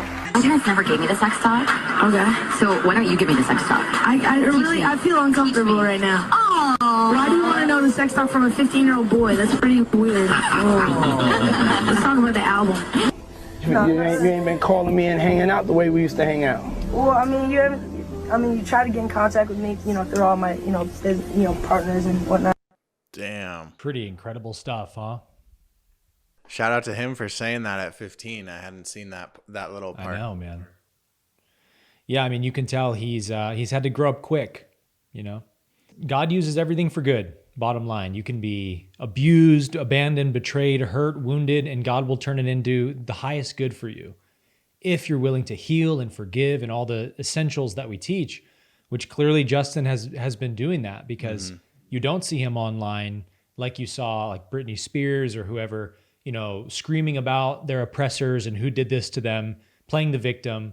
It's like, look, you're clearly on the relative level a victim of this, but by screaming about it online, you're giving them what they want. Yep. They want you to look deranged and like you've lost your mind. And Justin's like taking the smart approach of, let me just show that I'm a devout Christian. People will ignore me and I'll go away, which is probably what he wants. If he becomes Christian, maybe he becomes irrelevant to the secular world, and then he can live the life he finally wants to live for the rest of his life. I don't know. But it's clearly a sincere transformation, and you got to just give big props to Justin for that. Couldn't have been easy. Great point there. Yeah, just like be a lot less popular to the secular world, but then do what he wants with like gospel music and living a life where you're not like as bothered. Yeah. And he's still he's probably in his 20s, huh? I think late 20s. That's crazy. He might be 30, honestly. He's already lived his full life arc and he's in his 20s. He's like, I'm ready. Already past his prime. Ready to just chill out now. Well, bro, I, for one, am stoked to see worship leader / gospel singer Justin Bieber. Oh, yeah. Because his voice, his voice is... Yeah, bro. From the beginning, I always thought, man, it'd be amazing if this kid, got on fire for God or something and starts singing worship songs. Like, he would be a killer worship leader, wouldn't he? You manifested this, Aaron. You. Thank you, brother. Everyone thank Aaron. I just want to take full credit for this in front of everybody. Thank you, Aaron. Take a bow. So switching gears a little bit, you guys know anytime I see aliens in the news, I'm going to talk about it, because to me it's always a positive thing when ETs, UFOs, this conversation of are we alone in the universe? Whenever that conversation is prevalent, I think it does the most good for the awakening of humanity in terms of the stimulus it puts on people to open their minds. This conversation, it's not just because I'm personally passionate about the science of extraterrestrials in the universe, how it all works, how we evolve onto those levels of consciousness. It's endlessly fascinating to me. But the real reason I bring it up is because it's the most relevant to what we talk about on this show, that humanity is waking up. And I don't know of an idea or a concept that doesn't put a stronger impetus on people to wake up out of their little bubble worlds, to realize maybe the universe I live in is way vaster and more infinite and mysterious than I thought, than this topic. And so on this topic, we got Donald Trump on some show on Fox, Greg Gutfeld, I think. And he's talking about UFOs and when he was in office being asked about UFOs. And I thought his response was interesting. So I'll play it for you. Like Paramount. Can I please ask a question just because I'm never going to be allowed in a room with the president again? Sure. Are there aliens at Area 51? I'll tell you, it's a funny thing because I think that might be a question that I get more than any question. It is the craziest thing. So we have that so-called area. They consider it like a sacred area. Mm-hmm. And I will say this. I don't think I'm a believer, but I've interviewed pilots that look, I like Tom Cruise, but her face better than Tom Cruise. the blonde crew cuts, the whole, and this, yes, sir. And they were in the Oval Office, 3 or 4 pilots. These are not people that make up stories. These are, they said, all I know, sir, is there was a round object that was going 4 times faster than my F-22, which is a very fast plane. And it wasn't... She's like shell-shocked. They have seen, 4 or 5 guys I've interviewed, solid people, great pilots for the U.S. Air Force, etc. They've seen things that they cannot explain. Follow-up question. Also a maybe. I think follow-up question, Mr. Maybe. President. Follow-up. If in fact there are aliens, would you be willing to put tariffs on them to help us with the economy? They're not just going to fly down in here. Like Paramount. Love the sense of humor there. My follow-up question is, how much does this chain weigh, bro? My man's huge. I was going to mention that. Who is this, like a ex-WWE wrestler or something? I don't actually know who he is. I've seen him around on TV. I've seen him before. I feel like he was somehow involved in wrestling. It was like him and a little guy, wasn't it? Could be. Yeah. That guy is massive. But I mean, because Trump is a big dude. Trump's tall. He is. Yeah, he's 6'3", man. Damn. This guy looks. That guy's like 6'8" to 7'2". Yeah. Somewhere but in that this range. chain, bro, this thing is like, this got to be like a 20-pound weighted vest. Yeah, that guy's got the dog chain on. And he's just chilling with it like a little tiny necklace. But anyway, cool clip, right, from Trump there, talking about pilots he's talked with. I think if Trump gets elected, we're going to see a lot more in the way of this because there's so many nuances between first term, second term. Trump has been on record, which I've appreciated from him, and seeing Trump maybe turn a new leaf in terms of his ego and his pride of like never admitting his mistakes. That's always been one of the biggest contentions people have with Trump is like, look, we like that you're authentic. You speak your mind. You do most of the things you say you're going to do. Huge, refreshing glass of water for us here. But can we knock it off with this thing where you can't ever admit you've made a mistake or could have done something better? Because it makes people lose trust in you. When you can't just acknowledge, hey guys, sorry about that. Made a mistake there. We'll fix the problem. And Trump never did that when he was president that I can remember. But since he's been, attacked by the machine for 4 years straight, I think it softened him a bit, softened his ego a bit. And we commented after the first assassination attempt, I think we're on the 3rd now, but after the first assassination attempt, we played the video of him walking in with the bandage on and to the RNC, right? And you could see on his face, like, this man has been transformed by this experience. Yeah. Much softer demeanor, softer energy, and his speech kind of reflected that. So I think Trump has made some good spiritual evolution over the last 4 years. And we see it by the way that he has openly acknowledged his failures at choosing good cabinet members for his last term. I watched an interview with Trump where he was saying, when I got into office, we didn't even expect we were going to win the presidency. We thought it was like everybody. We thought it was a total long shot. But Trump was like, somebody's got to step into this deep state infested swamp and try to create some change. So I'll get in there. I'll expose some of the deep state, fake news, all that stuff. And that'll do some good. I'll never win the presidency because they'll never let me. But at least I'll do some good. And Trump was like, that was my intention in running. And then lo and behold, big shocker, we actually won the frickin' thing. And now I'm the president and I don't even know anything about how to set up a cabinet. And he said, I had a couple of people around me who were, Washington establishment type characters who were like, oh, I'll help you do your cabinet, Trump. You want to hire this guy in that position, this guy in that position. And he said, I just kind of did what I was told to do, and I hired the people I was told to hire. And as he said in the debate, when I saw that they weren't good, I fired them. You know, I fire anyone who works for me that doesn't do a good job. But it was kind of too late because we had Operation Warp Speed and all these things that his cabinet members were not good for his first administration. So he admits, I didn't do a good job at that. And we see him already making a strong attempt to do better at that by kind of announcing, hey, Vivek, Tulsi, Kash Patel, RFK, Elon, all these people are now part of my team, and they're going to help me choose my cabinet. So that actually is exciting from the perspective of maybe we could get some really legit people in positions of political office in the next 4 years and see what happens, see what kind of change we can make. Could be fun. But I think when we get, if and when we get a second Trump term, which maybe we won't, but if we do, I think we'll see a lot more disclosure on the UFO stuff. I think we'll see a lot more disclosure on CIA documents. We'll see a lot more of the stuff RFK is talking about, like real reform of these 3-letter agencies and health institutions that just need to be scrubbed clean at this point. I think we're actually going to see that. I think it's not a bunch of talk. I think the people Trump is putting in place are proving that he means what he's saying, right? And I think part of that is why we see this desperate attempt to indict Trump, assassinate Trump. Like, it's more so they don't want RFK, Tulsi, Kash Patel, Elon, all these people to get into these positions. It's probably even more so that than just like, oh, we just hate Donald Trump. It's more like what he represents, who he's joining forces with. It's becoming such a substantial threat to their power monopoly that we might see some really crazy stuff in the next, 30 days till the election. Hillary Clinton actually just said yesterday, I think, she predicts there's going to be a big black swan event leading up to the election. So there's the negative polarity telling you what they're going to do, right?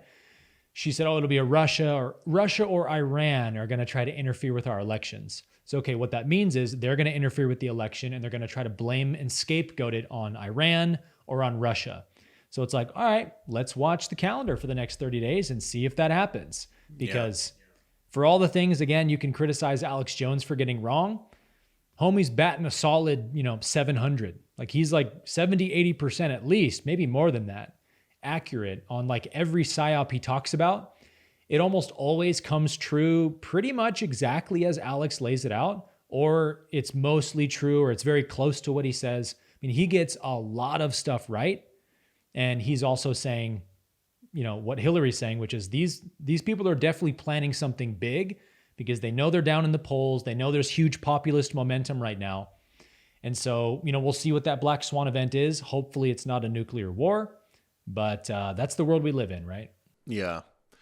Yeah. So that sounds like the perfect setup for, them attempting to fix the election, which did you see, you used to live in California. You don't anymore. But did you see yesterday or the day before Newsom passed a bill that basically bans photo ID requirements for voters?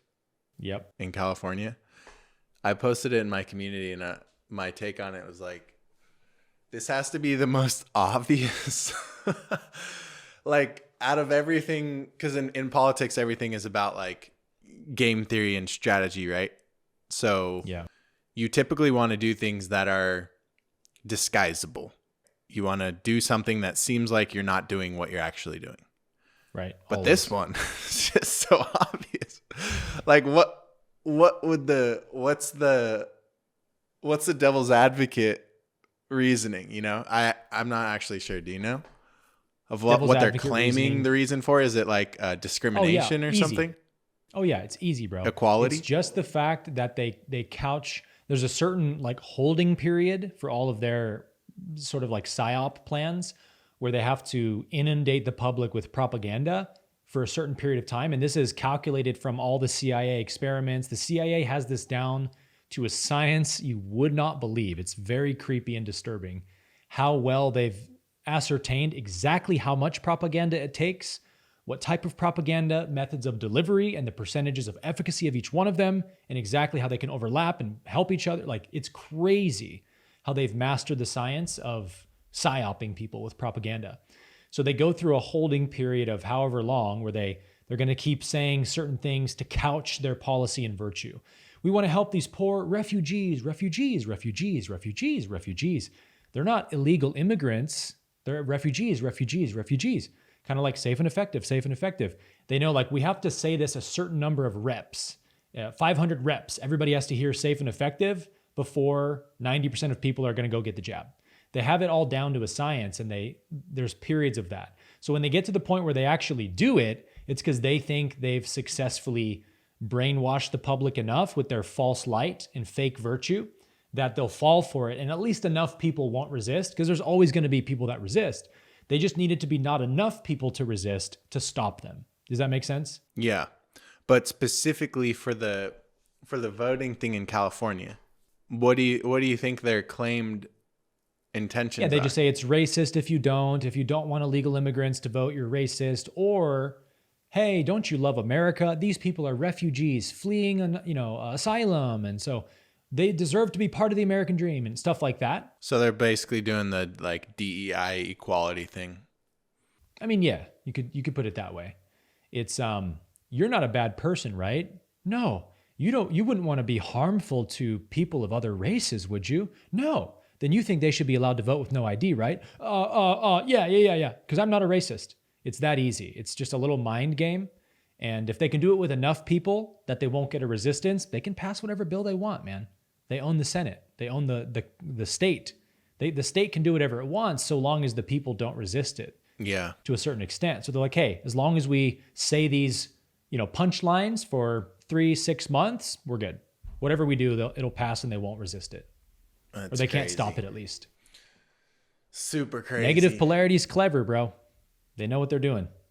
I'm surprised Newsom didn't run for try to replace Biden, aren't you? I was really surprised as well, but I think they're saving him for 28.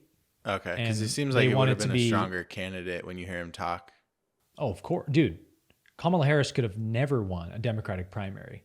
There is no reality that she would be the nominee, in my opinion, outside of what they've done, which is to hijack the democratic process. She ran for president in 2020, didn't get one single vote, and didn't even make it past the first primary.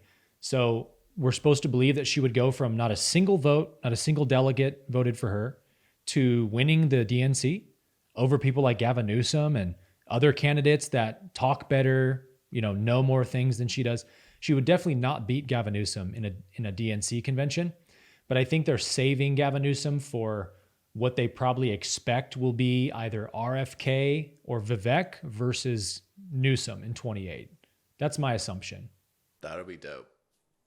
Yeah. If our choices are RFK or Vivek, that'll be dope. It would be. That's closer. Yeah, we're inching closer, right? We're inching closer. Cool. All right, so we're gonna pivot, talk a little bit about some financial stuff. Like to update you guys a little bit each episode. Aaron, do you remember last episode when I talked a little bit about how the Fed was gonna cut interest rates? I do. All right, so and they did. And what about this? Do you remember this? I sure do. Cool. So we talked about liquidity, and we got a lot of good feedback. Saw a lot of good feedback about the episode. I think it was 2 or 3 episodes ago, but when I was talking about the liquidity index and basically just explaining to people that, like, you're always going to have the people who are like, the world is ending. And yeah, I brought up, like, you were asking me, your friend was like, we're going into a recession. And a fun note, from the day he said that, the market is at all-time highs right now. And has rallied like record levels. This is the highest growth of the S&P in the first 9 months of the year in an election year ever. Well, that makes sense, actually. Ever. Just saying, right? And that's what's going to happen when the market's rallying. But anyway, so global liquidity, quick recap. This is the business cycle on the back. Talked about it. Expansion phases is when they're expanding the money supply. And then contraction phases, when it comes back down, is when they're contracting the money supply. So you look at the last one we had, that was 2020, kicked off by the pandemic. And that was their reason to print. That gave us the expansion of the money supply. That makes it easier to lend, to borrow. interest rates are lower, easier to buy houses, things are cheaper to buy, gas is cheaper, businesses can start up easier, business profits are higher. Everything is on easy mode, right? Stocks go up, assets go up, etc. But then, it has to come back down. So this is where we're at right now. And this is a graph that I'm coming back to so many times with my students in the Level Up Collective and the work that I do, because there are a bajillion indicators that you could be using for the market, Aaron. And probably the analogy to draw would be like for what you do in the spiritual space, you have a handful of core teachings, right? You're teaching a few different obviously you teach on a breadth of things, but in terms of your core teachings, there's probably about 5-ish things that you come back to consistently, right? That answers for sure most things.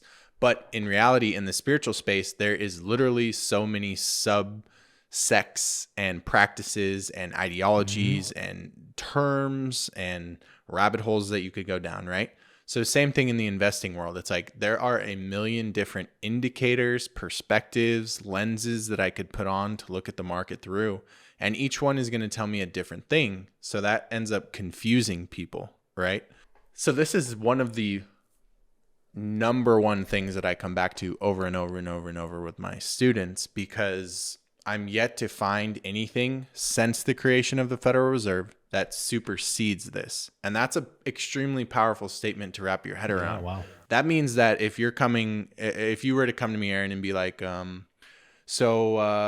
just had this sort of unemployment, Jeremy, what do you think that means? Or, this company just announced bankruptcy, what do you think that means? Or, we're having a potential strike on the workers of the port and we're going to have supply chain issues. Are we doomed? Should I sell? Or like literally I could list off 100 different things that you could potentially say through an average news cycle. I would come back with this 100 out of 100 times. Wow. Because it's just that level of like perspective that people lack the ability to zoom out. And the financial news, their job is to suck you in to like the flavor of the day, right? So like today they'll sell you fear and tomorrow they'll sell you hope. And then next week they'll sell you fear and in 2 weeks they'll sell you hope. And going into the election, they'll sell you fear. And on the other side of the election, they'll sell you hope and, a new America. And a few months ago, it was, we're going to fall off a cliff because when the Fed cuts interest rates, everything goes to shit. And then now they're selling us basically, this is the hottest market we've seen in, a long time.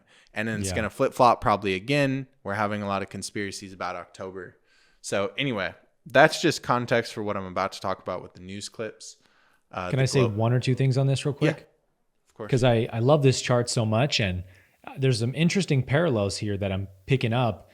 So what you're saying, Jeremy, is that out of the hundreds of different things people could say about like, oh, this event happened, should I buy or sell? You're saying, no, you should only look at the global liquidity index. Forget about what's happening in the news cycle, because the global liquidity index is what really drives the market. Yes, with the asterisk, I wouldn't necessarily use the word only, but I would say like this is over 95% of it. Yeah. Yes. Because that was my thought, is like all of these sort of major deviations we see from the light blue line of how it should basically look. I bet you this is all the media manipulation. Like it's still following the basic flow. It will never escape that basic flow because it's a human rhythm in human consciousness, right? But you see all these big, huge deviations when they're pumping and dumping and stuff. So I think a lot of these, like, I guess what I'm saying is if there was zero media manipulation and everyone just told the truth, I bet you the dark blue line would be a whole lot closer to the light blue line. Would you say that's true? Yep. And that's what adds complexity to the market. But that's the fun part of it. There's a lot of chaos introduced. Very interesting. All right. So now I'm going to switch over I'm going to show you two quick clips in regards to economic updates. So the Fed cut interest rates. I'll play just like 30 seconds of Jay Powell talking about it. Today, the Federal Open Market Committee decided to reduce the degree of policy restraint by lowering our policy interest rate by a 0.5 percentage point. This decision reflects our growing confidence that with an appropriate recalibration of our policy stance, strength in the labor market can be maintained in a context of moderate growth and inflation. Look at all those captured flags, bro. Of course, that's what you notice, Aaron. Pirates everywhere. All right, so real quick, let me go back to this for a little teachable moment real quick. I've been talking about this graph for a long time.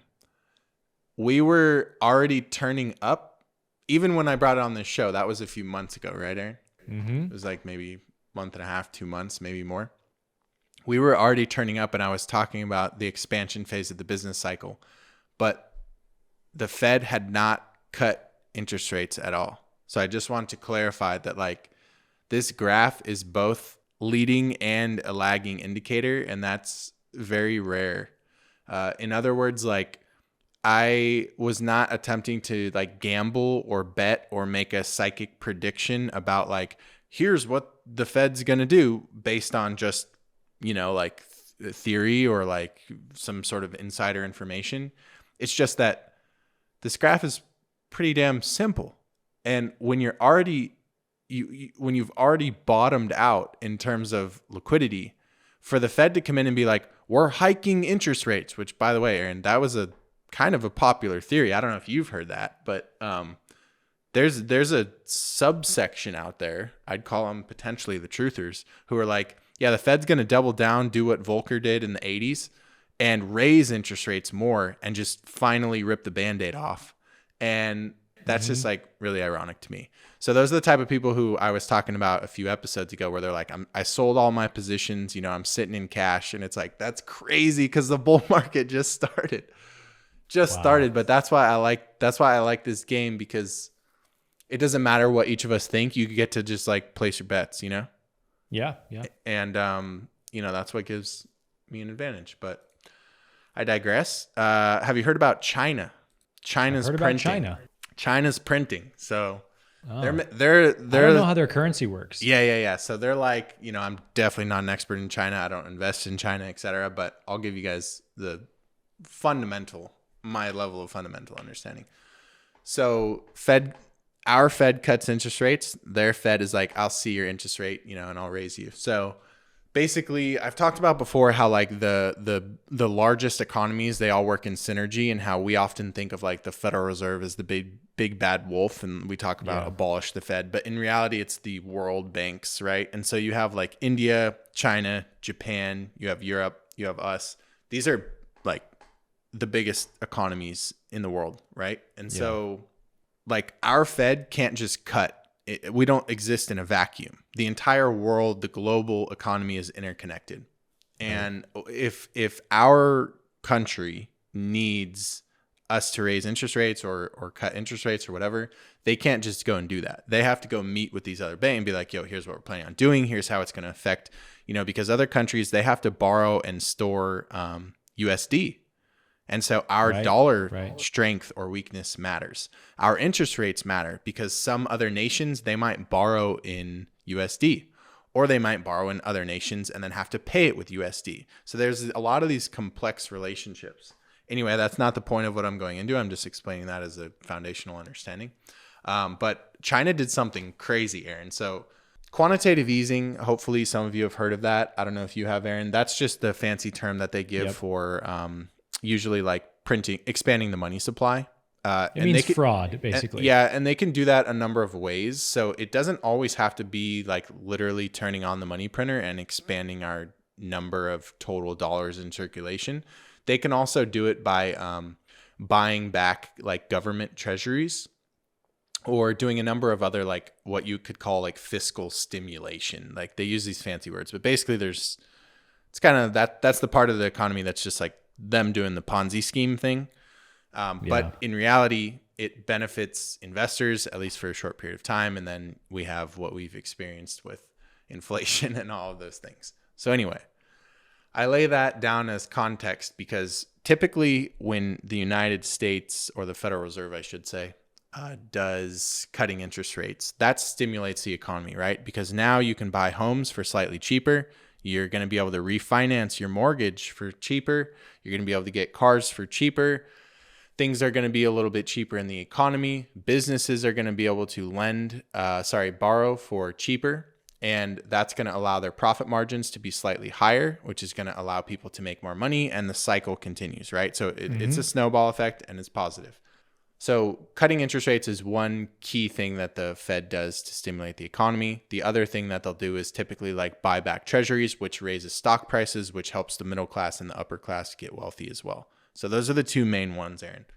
China came out here and is like, we're not only going to cut interest rates 0.5%, but we're going to unlock 113 billion in liquidity, and we're going to allow institutional investors to access financing, OPM, for stock purchases. And that's kind of crazy. So are they trying to say like they're kind of moving towards a free market like ours? They're just like, they're trying. So I talked about it a little bit, I believe, in the past, but America has inflation problems. China has deflation problems.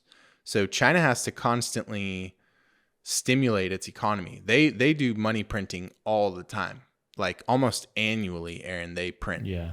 And their problem, we do too, right? Their problem is that asset prices don't go up as much because that's a characteristic of inflation. But so at the same time, they have to constantly like add liquidity support to help with their GDP growth and healthy level of inflation on their end. So my understanding of what they're doing and just the slight area that it's different is just that. So imagine you live in China right now. And if any of our listeners live in China, you can correct me if I'm wrong on this. Maybe I'm just a stupid American, but this is how this is how Americans are making sense of this. Not only are they injecting 113 billion equivalent US dollars into the economy, which is generally going to go largely into the market, right? It's going to go into the housing market. It's going to go into the stock market. It's consumer spending, basically. But that would be like Jerome Powell coming on when he lowered interest rates 0.5% and being like, we're also going to allow you guys to borrow directly from us and invest that in the stock market if you want.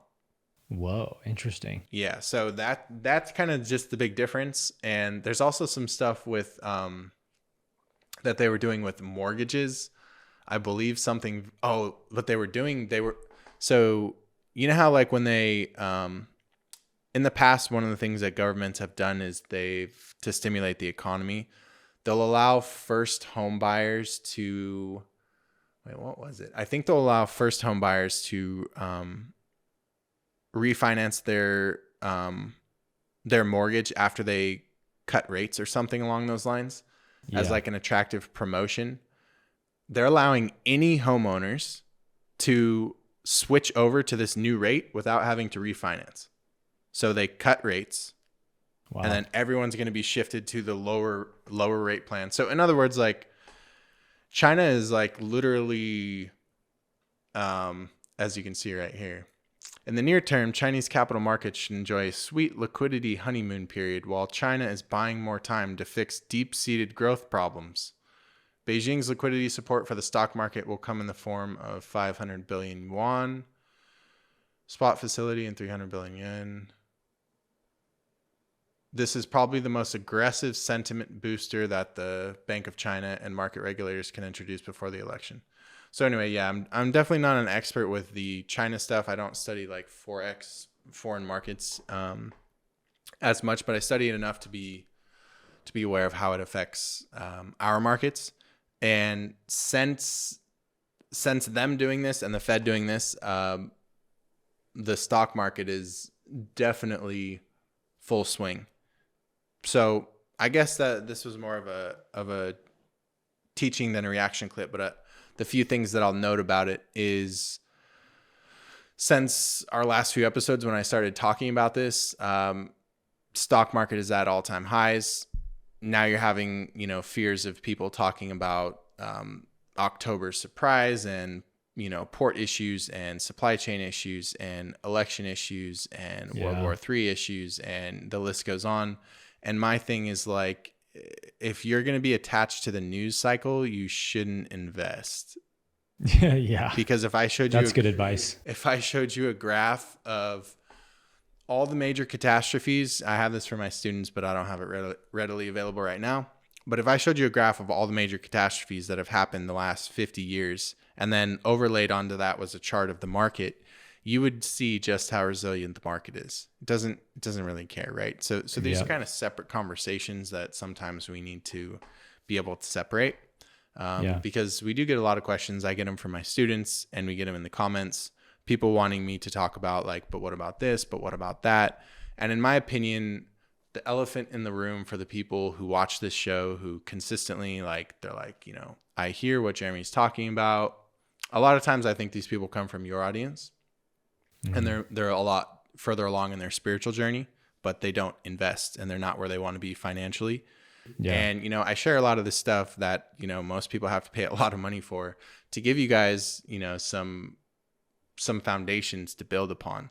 Having said that, usually the type of person who's always asking questions like, yeah, but what about this thing that's going on? But what about this recession likelihood? Or what about this thing that I heard? That's just a sign of a deeper issue. Generally, you don't actually want to be wealthy if those are the kinds of questions that you're asking.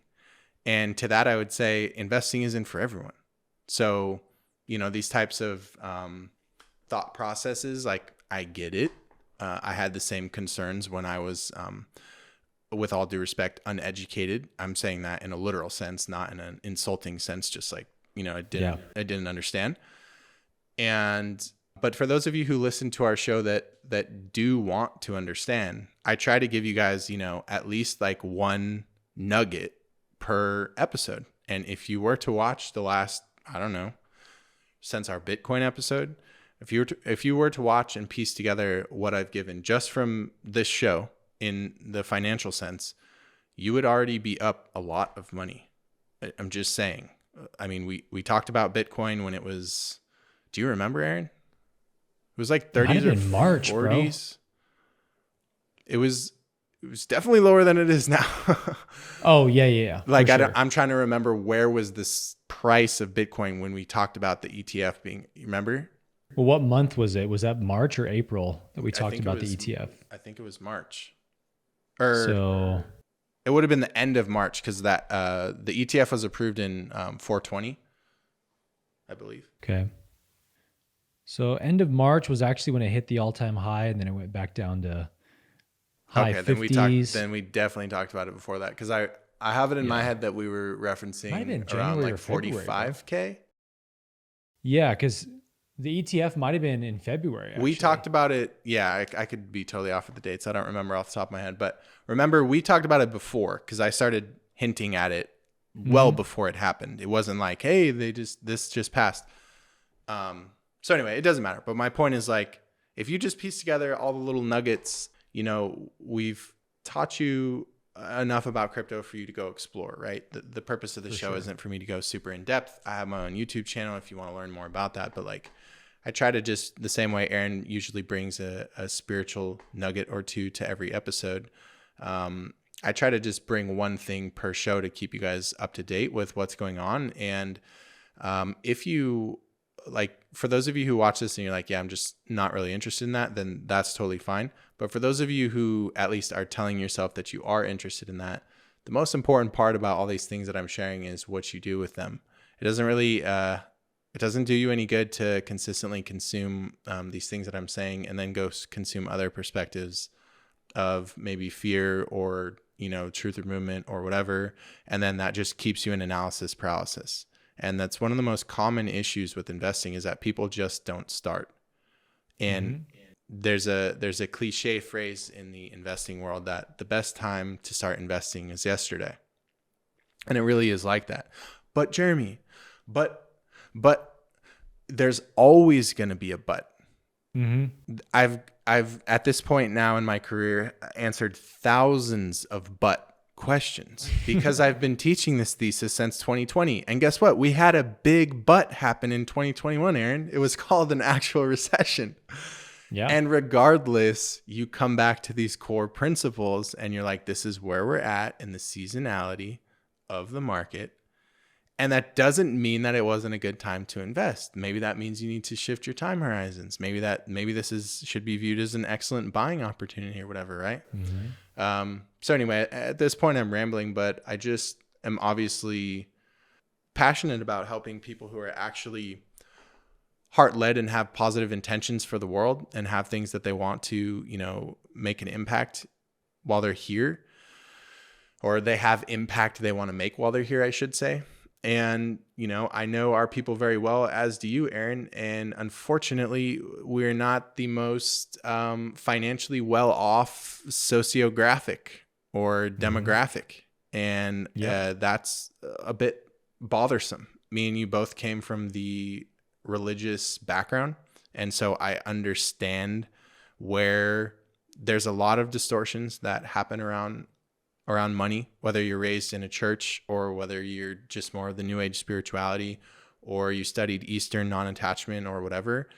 But one of my not so secret intentions in everything that I do is that I try to make everyone I come in contact with wealthier, whether that's the server who wasn't expecting me to give them $100 tip, or whether that's my barber who I put onto some free game about information, or whether that's the person who drops off our groceries or whatever. I try to leave everyone more informed and wealthier than when they came across me. And I know that's kind of weird to say, but it's just like something that I like to secretly and then sometimes not so secretly do. So I say all that to say, like, I share this for you guys. So, those of you who aren't where you want to be, please do something with it. Yeah, man. Well, this is why I love this conversation of finance and how it translates to spirituality, because the market is really a great kind of representation of the collective consciousness. And there's so many parallels. It's incredible. One of them you just said, which is that if you know the first principles, the most foundational principles of finance, investing, the economy, stuff like that, then it doesn't really matter what the market's doing, because you've got those foundational keys that keep you in the right spot. Yes. And isn't that exactly the same with understanding the foundational laws of the universe that everything operates under? It is. It's the same thing, right? It is. Like, you really can't understand the reality you live in, like, at all, until you understand about the law of karma, because literally everything is karma in the universe. Everything has karma. Every grain of sand, every movement of the universe is karma in action. And so when you understand that, then you're like, oh, so that's why things happen the way they do. Positive, negative balance. What you put out, you get back. It's all karma. Oh, I see. And then that drastically changes the way you interact with reality versus somebody who lives like a victim, right? And says, oh, reality is just so unfair, unkind. It's been so cruel to me. And then they just keep getting more of what they're putting out. The same is true with investing and finance. It's all the same stuff. But I wanted you to pull up, if you can, share that screen again with the article on China, because I saw something interesting on the screen. So, we talk about extraterrestrial beings having the ability to like read minds, or even in the Law of One, Ra talks about how they can scan the collective consciousness of the planet.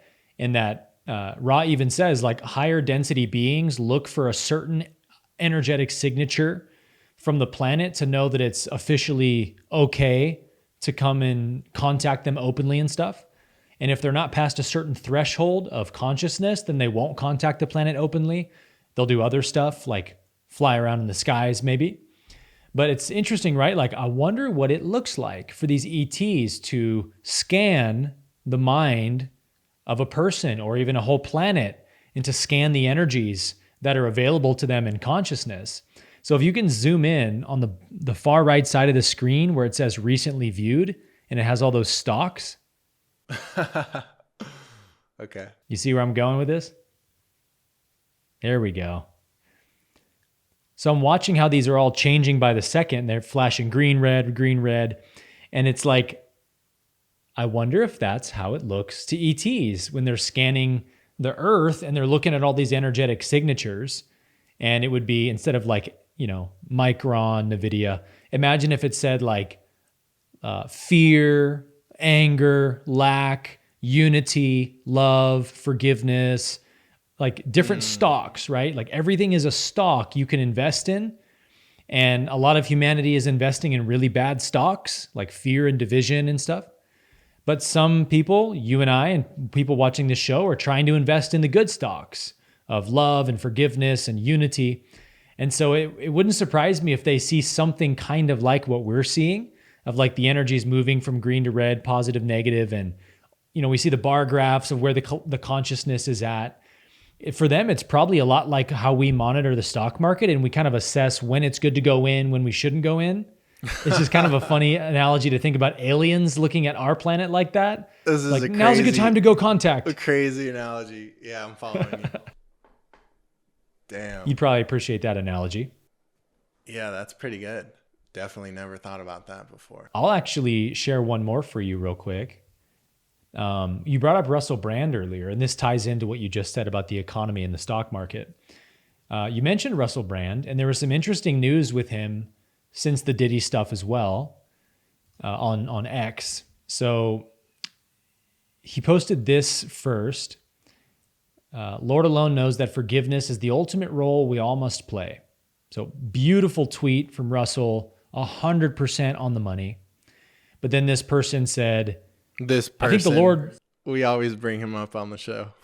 Ian Carroll, that's right. He's the guy who does the reaction Yeah, TikToks. He's the dude with the stash. That's right, the killer stash. He said, I think the Lord would forgive you for giving us the scoop on what you know about Diddy from back in your days on Team Evil, Russell. Would be very on brand for you to air out the sins of the past and push disclosure forward right now. Banger. My reaction to this was like, you don't understand how this works from Russell's position. Like, even if Russell does know things like this that you're alluding to, like, he can't just come out and say it with no consequences. There may be people, family members, his own life threatened by people in Hollywood. Like, it's not that simple. Where it's like, hey, if you're not speaking the truth, then you're on the evil side. That's not the world we live in, man. It's the negative polarity has their tentacles all over people in different ways, and you got to be wise as well as loving, and not put yourself or other people in harm's way. But the real reason I brought this up was he also posted this clip. Some of you, or this meme rather, some of you are sitting at the tables I sent you to flip. And so somebody responded with this post. They said, those tables were the money changer tables. Tables were the banks of the day.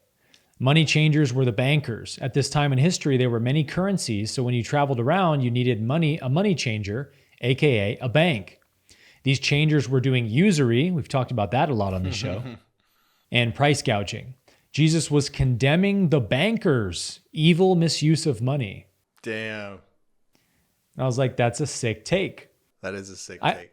I have a somewhat different take on the turning the money tables that doesn't contradict that take at all. They can both be equally true in that Jesus may have had multiple purposes in what he was doing, or he had multiple people in mind that he was condemning, like the priestly class, the bankers, the Roman authorities. He's kind of calling everybody out because they all had their hands in the pot. They're all feeding off this animal sacrifice temple profit scheme.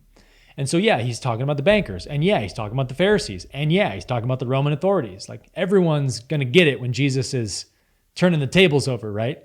He's here to expose the injustice itself, and everybody involved is obviously a partaker of that injustice, but I never quite thought about it like Jesus calling out the banks for their usury in the flipping over the money tables. And it's like, yeah, I can see a version of Jesus, had he incarnated now, who would be speaking about some of this stuff we're talking about, like the Federal Reserve and the usury, the debt slavery that our country runs under, and being like, this is the greatest abomination to God, is the way you use money to enslave people.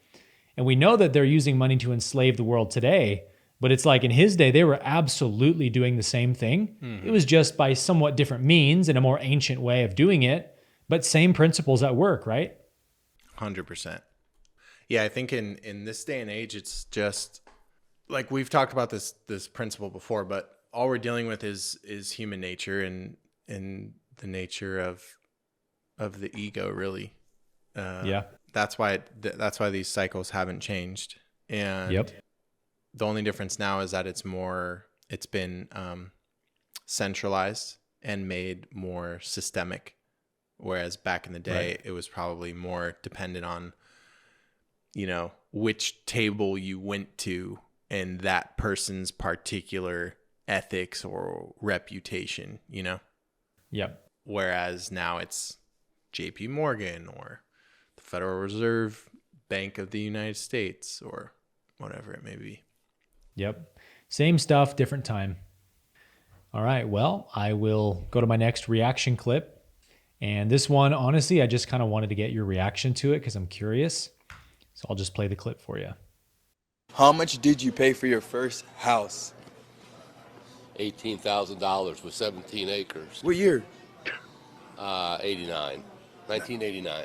When I was a kid, cars were thousands of dollars. A brand new car, like, I don't know, $5,000. I remember seeing ads. Houses were probably, $10,000, $20,000 when I was a kid. A dollar used to actually be worth something. But what happened? You know what happened in 1913? Federal Reserve. Look at a dollar bill. Federal Reserve note. He's educating this dude. He's getting red pilled in a Home Depot. Right? Who are they? Are they feds? Are they part of the government? Are they a private organization? Are they run by banksters out of Europe? Look back in Bro, he dropped the Europe. See what happened. Wow. I'm looking to it. We got to save. Look, this dude's like trying to walk away. He couldn't even handle it. Is it? Who started it? Are they us? He's like holding his mic up from like 20 feet away. She's legit telling him like, are they the U.S. government or are they a private corporation? The kid's like, that's over his head. He's like, I gotta go, bro, but he's like still holding his mic up. Yeah. That's Party wants to hear this, huh? Perfect teachable moment right there of last episode when we addressed that question about like trying to awaken people. That's what happens when you try to awaken Facts. people. It's like you gotta just like read the room. I don't know. It's an interesting thing. Like if any of you met me in person, you would have no idea what I know. Because it's not a good take to have, in my opinion. Like, unless someone is actively asking the right questions and expressing a level to where I'm like, oh, okay, they know, then maybe I'll address something. But other than that, it's like people aren't. I mean, I don't know. That's what stood out to me. That was just funny. I agree. The kid like ran away. It was like only like how disrespectful is that? It was only like a 60-second clip and he couldn't even handle like, oh, I gotta go. It's like, you don't have to go. This is what you do for a living. Well, it's like you approached that guy. Yeah, it's so weird. What do you mean you have to go? Like, yeah. Yeah, if he was being honest, maybe he would have said like, I don't want to get canceled. This makes me uncomfortable. Well, I think like I totally agree with what you're saying. And I think there's a good way to go about it, a way that has more wisdom to it than that approach. And I mean, that guy was kind of testing the waters a bit with the kid. Like the kid asked him, how much was a house when let me tell you, right? So he has the right to say those things. But once he started to see the cognitive dissonance or the uncomfortableness from the kid, he probably should have just left it at that. He's kind of kept hammering it. That's what ego likes to do. It's like, if you're not getting it, I'll make you get it. I'll hammer it until you can't miss it. But it's like, that's not how people arrive at conclusions that actually shift their mindset. They have to arrive at the conclusion themselves. And so the better way to, as Jesus would say, sow seeds, as we would say, red pill people, the better way to do that is to ask powerful questions and encourage people to look into it. Exactly. And then if you're like if he had said, and is the Federal Reserve a federal organization? Well, I don't know. Well, if I were you, young man, I would look into that question and then ask yourself, when you find the answer, what are the implications of this? Yeah. And then walk away. Mm-hmm. That would have left the kid being like, whoa, I might look that up when I get home. Mm-hmm. But instead of the force feeding, he's like, I'm never looking up the federal. I don't want to be a kook like that guy. So you can kind of do more damage than good if you force too much. And that's the law of karma. You got to respect people's free will. And if you don't respect their free will, karma makes sure you get some of that in return. Yeah. Unless the kid reads the comments. when he posts Yeah, that like online, we're just speculating. if He may reads- wake up. If he reads the comments and every single one's like, this is facts, he might Yeah, be like, oh, for sure. shit. Who knows if that kid really did like look into it himself, but It's it probably seemed like all he was like, scripted at this point. You know, it's a simulate. That was just a deep fake. It's a simulation. dude, those are the globalists put that video together. Yeah. It's a reverse psyop. For sure. Levels. Psyopception. Yeah. So we want to go to bold predictions now? Close up the episode with. We'll wrap things up with our third and final segment of bold predictions. I will. It's my What do you turn, got? right? Yep. Cool.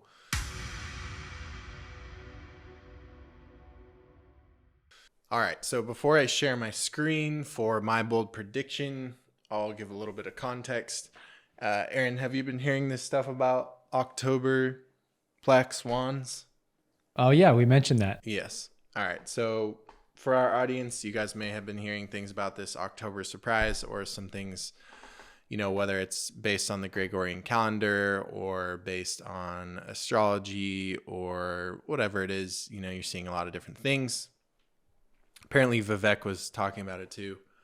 And then you have this stuff with the ports, and you have, you know, the election, you have Hillary saying things. So the bold prediction that I want to give is the contrarian take to the contrarians. And I'm going to pull up this graph to do so. Contrariception, bro. Have you ever seen this? No. All right. You want to read some of these? Yeah. Should I start from the top? Yeah. Y2K is going to kill us all. Dude, I'm old enough to remember Y2K. Yeah. Dang. Anthrax is going to kill us. West Nile virus is going to kill us. 2003 SARS is going to kill us. 2005 bird flu. E. coli, bad economy, swine flu, BP oil, Obamacare, Mayan end of the world. North Korea is going to kill us all. Ebola is going to kill us all. Disney, measles, and ISIS are going to kill us all. I must have missed 2015, bro. Must have been out of body for that year. I don't remember either of those. Zika is going to kill us. Fake news is going to kill us. Migrant caravans are going to kill us. Oh, this is not updated to 2024, bro. No, it's not. I couldn't find the more in-depth graphic that I wanted to find, but I think we get the point, though. The point is demonstrated regardless. Like, for those of us who have been on Earth for any semblance of time, you know, history repeats itself. I'm always trying to come back to grounded principles, metaphysical principles, things that are timeless, right? That you can root yourself into. Otherwise, you get swept up in the chaos living in a 2024 world. It's also very necessary for as an investor. So these are things that I focus on. So I'm seeing, you know, we had a few people ask recently in my community, you know, what are your thoughts on this, Jeremy? Like, you know, just the typical, like, if the underlying energetics could speak, it would say, I'm scared. That's what it would say. Mm-hmm. You know, we have people in the comments who want us to talk about a lot of that stuff as well. And, you know, I just like to keep a pulse on I'll just say our community, our, you know, community at large. So, you know, there's a lot of talk of this stuff. And my bold prediction is that not necessarily that nothing is going to happen, but just that in the grand scheme of things, absolutely nothing is going to happen. And I'll clarify what I mean by that. So when certain things happen, like, I don't know, Trump almost takes a bullet to the ear, or right now there's like crazy hurricanes going on in Florida, Tennessee, Carolina area. Or, you know, back then it was Y2K or swine flu or ISIS or... It's always something.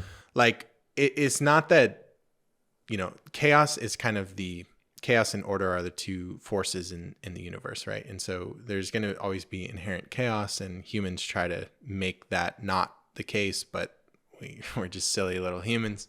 But my perspective is simply, why... Like, let's have a different conversation. I'm going somewhere with this, so just bear with me, guys. So I understand where these questions are coming from, but what if we had a different conversation than what's going to happen, or is this true? And we had an entirely separate conversation that was more centered around which perspectives would benefit me to the greatest good. There you go. Does focusing on the day-to-day news cycle, very ironic thing I'm about to say from a news show, does focusing on the day-to-day news cycle benefit you? Does constantly trying to guess, predict, or tell others or warn others about what's going to happen, is that of your soul's highest good? And as Aaron beautifully said, I'm not going to tell you the answer to that. That is a question you get to ponder, as I have pondered it myself. So whether I'm talking to my students about this from an investment lens, because people are afraid when they've allocated, 6 figures, 7 figures, there start to become that attachment and this, is it all going to go away? Or whether we're just talking about, the random texts people send me sometimes because they know I'm on top of this stuff and they're like, what do you think about this? Should I stock? Oh, that's the other thing. People talking about stocking up on groceries right now. It's like, are we back in COVID? Are we? Yep. I just can't disagree enough. And it's not that, I'm sure during my lifetime, there are going to be at least one, if not multiple more circumstances where something happens in our society that affects me more than I was anticipating, right? Yeah. Just like 2020 caught a lot of us off guard, right? So it's like, everybody. Okay, cool. Yeah. But the fact still stands that it doesn't benefit you spiritually, emotionally, physically, to live in that state. That's called a sympathetic nervous system state. That's called fight or flight. Why do you want to live your entire life as if you're on the savannah and you're being chased by a lion? That's not conducive to spiritual evolution, right? And I'm saying this as someone who has to / chooses to plug himself into the world despite being a spiritual being who understands that none of this 3D shit is real in a sense.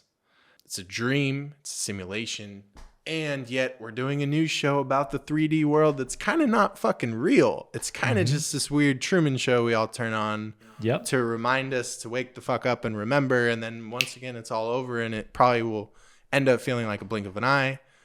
It's really weird to come to grips with, but then why do you pay so much attention to money, Jeremy? Why do you even care? Yeah, it's a complex, it's complex, the answers to those questions. But for me, my prediction is just that there are a few things I'll give a black and white myopic take on, and this is one of them. I do not believe that there is any outcome that can or will ever happen that does not serve God's highest good for us. Yeah. And said another way, that there is not any outcome that can or will occur that is not part of God's plan.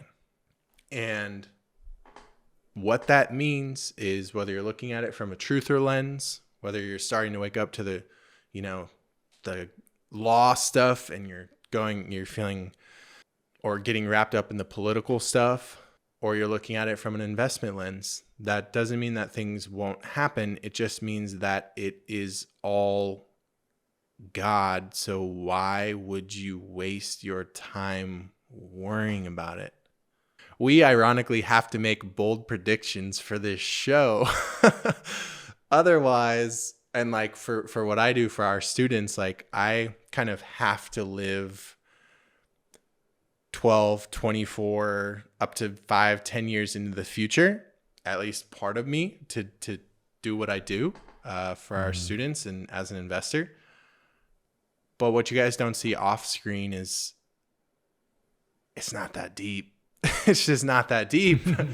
I don't want to say I don't care that much, because I give so many fucks and also none. It's really strange. I think you understand what I'm saying. You care about what matters.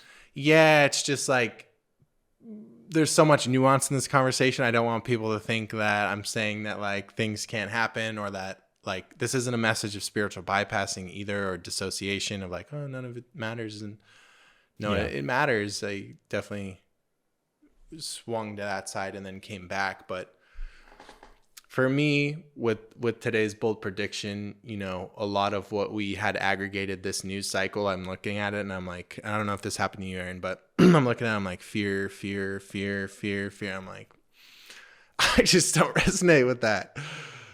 I didn't choose any of what was laid out because that's too easy. It's become too easy to take that, like, I don't know if it's the contrarian in me or just what my soul knows to be true. It's just like, I didn't feel like coming on here and spreading more fear. Yeah. My bold prediction, it's like, we have enough polarization on the internet, right? If you want to hear some crazy takes, just tune into Alex Jones, watch comedians like Tim Dillon, stay connected to Tucker Carlson. Like, you'll hear all sorts of NPR. Yeah, you'll hear all sorts of crazy takes. Crazy not meaning that they're not true, because this is a crazy universe. Just crazy meaning like they're crazy because they're true. Meaning animated, eccentric, right? Yeah. Potentially scary. And then you have our students on an almost weekly basis posting these kind of things in the community and coming to me almost like you'd come to your dad as a kid when you had a nightmare. Is this real? Comfort me. That's what they're actually saying, because I try to see people as children. I get the same. And so this person might be older than me, twice my age, but they're coming to me for comfort. And I see them as a child. I'm like, yeah, I get it. And so I don't want to contribute that. And so I guess this is like actually a really weird take for the bold prediction section. But I'm just being authentic with you guys. Like, me and Aaron never want to let this show trap us in, because we decided that these were going to be the segments and this is what it's normally like, that this is how it needs to go on. I believe that you lose your life force and your creativity the second you fall asleep to that.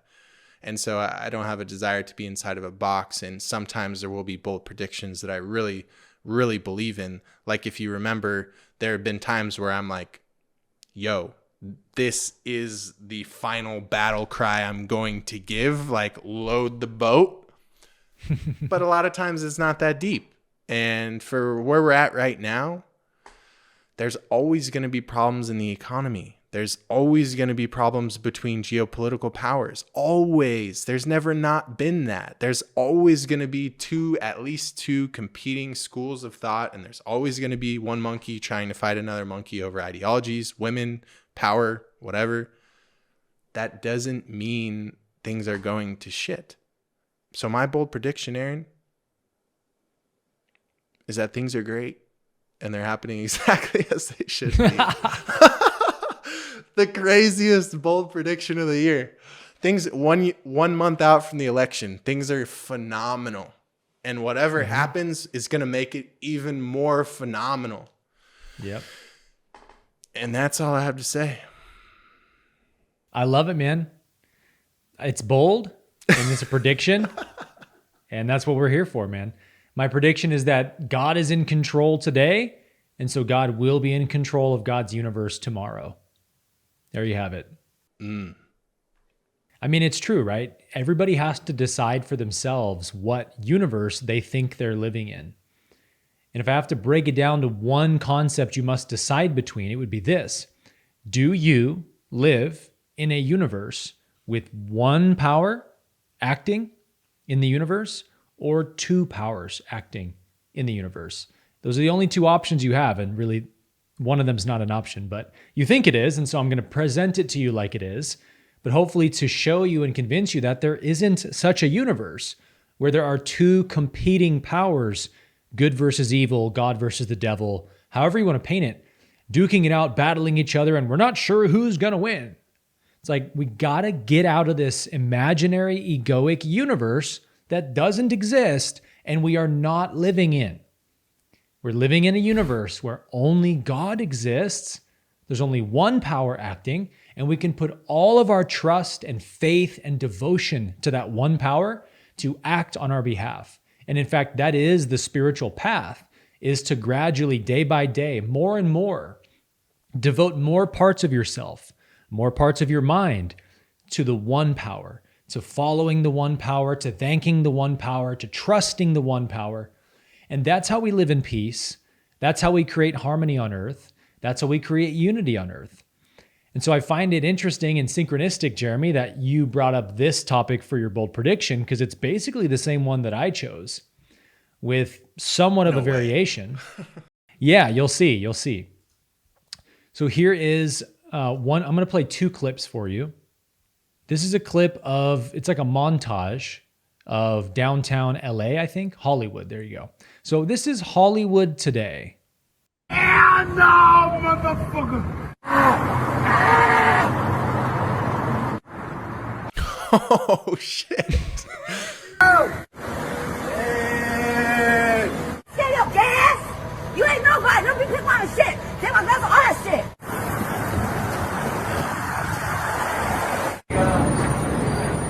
I just realized it says The Walking Dead. Yeah. It's crazy. Fuck you! That tail you pick up! What?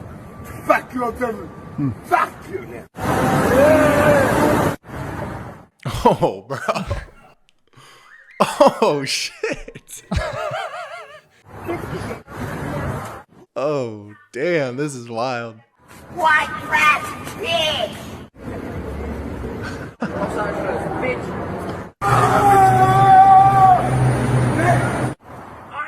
Yo, you could just like drop Kenneth Copeland on any of those clips and he would just totally blend in. Facts. Family reunion.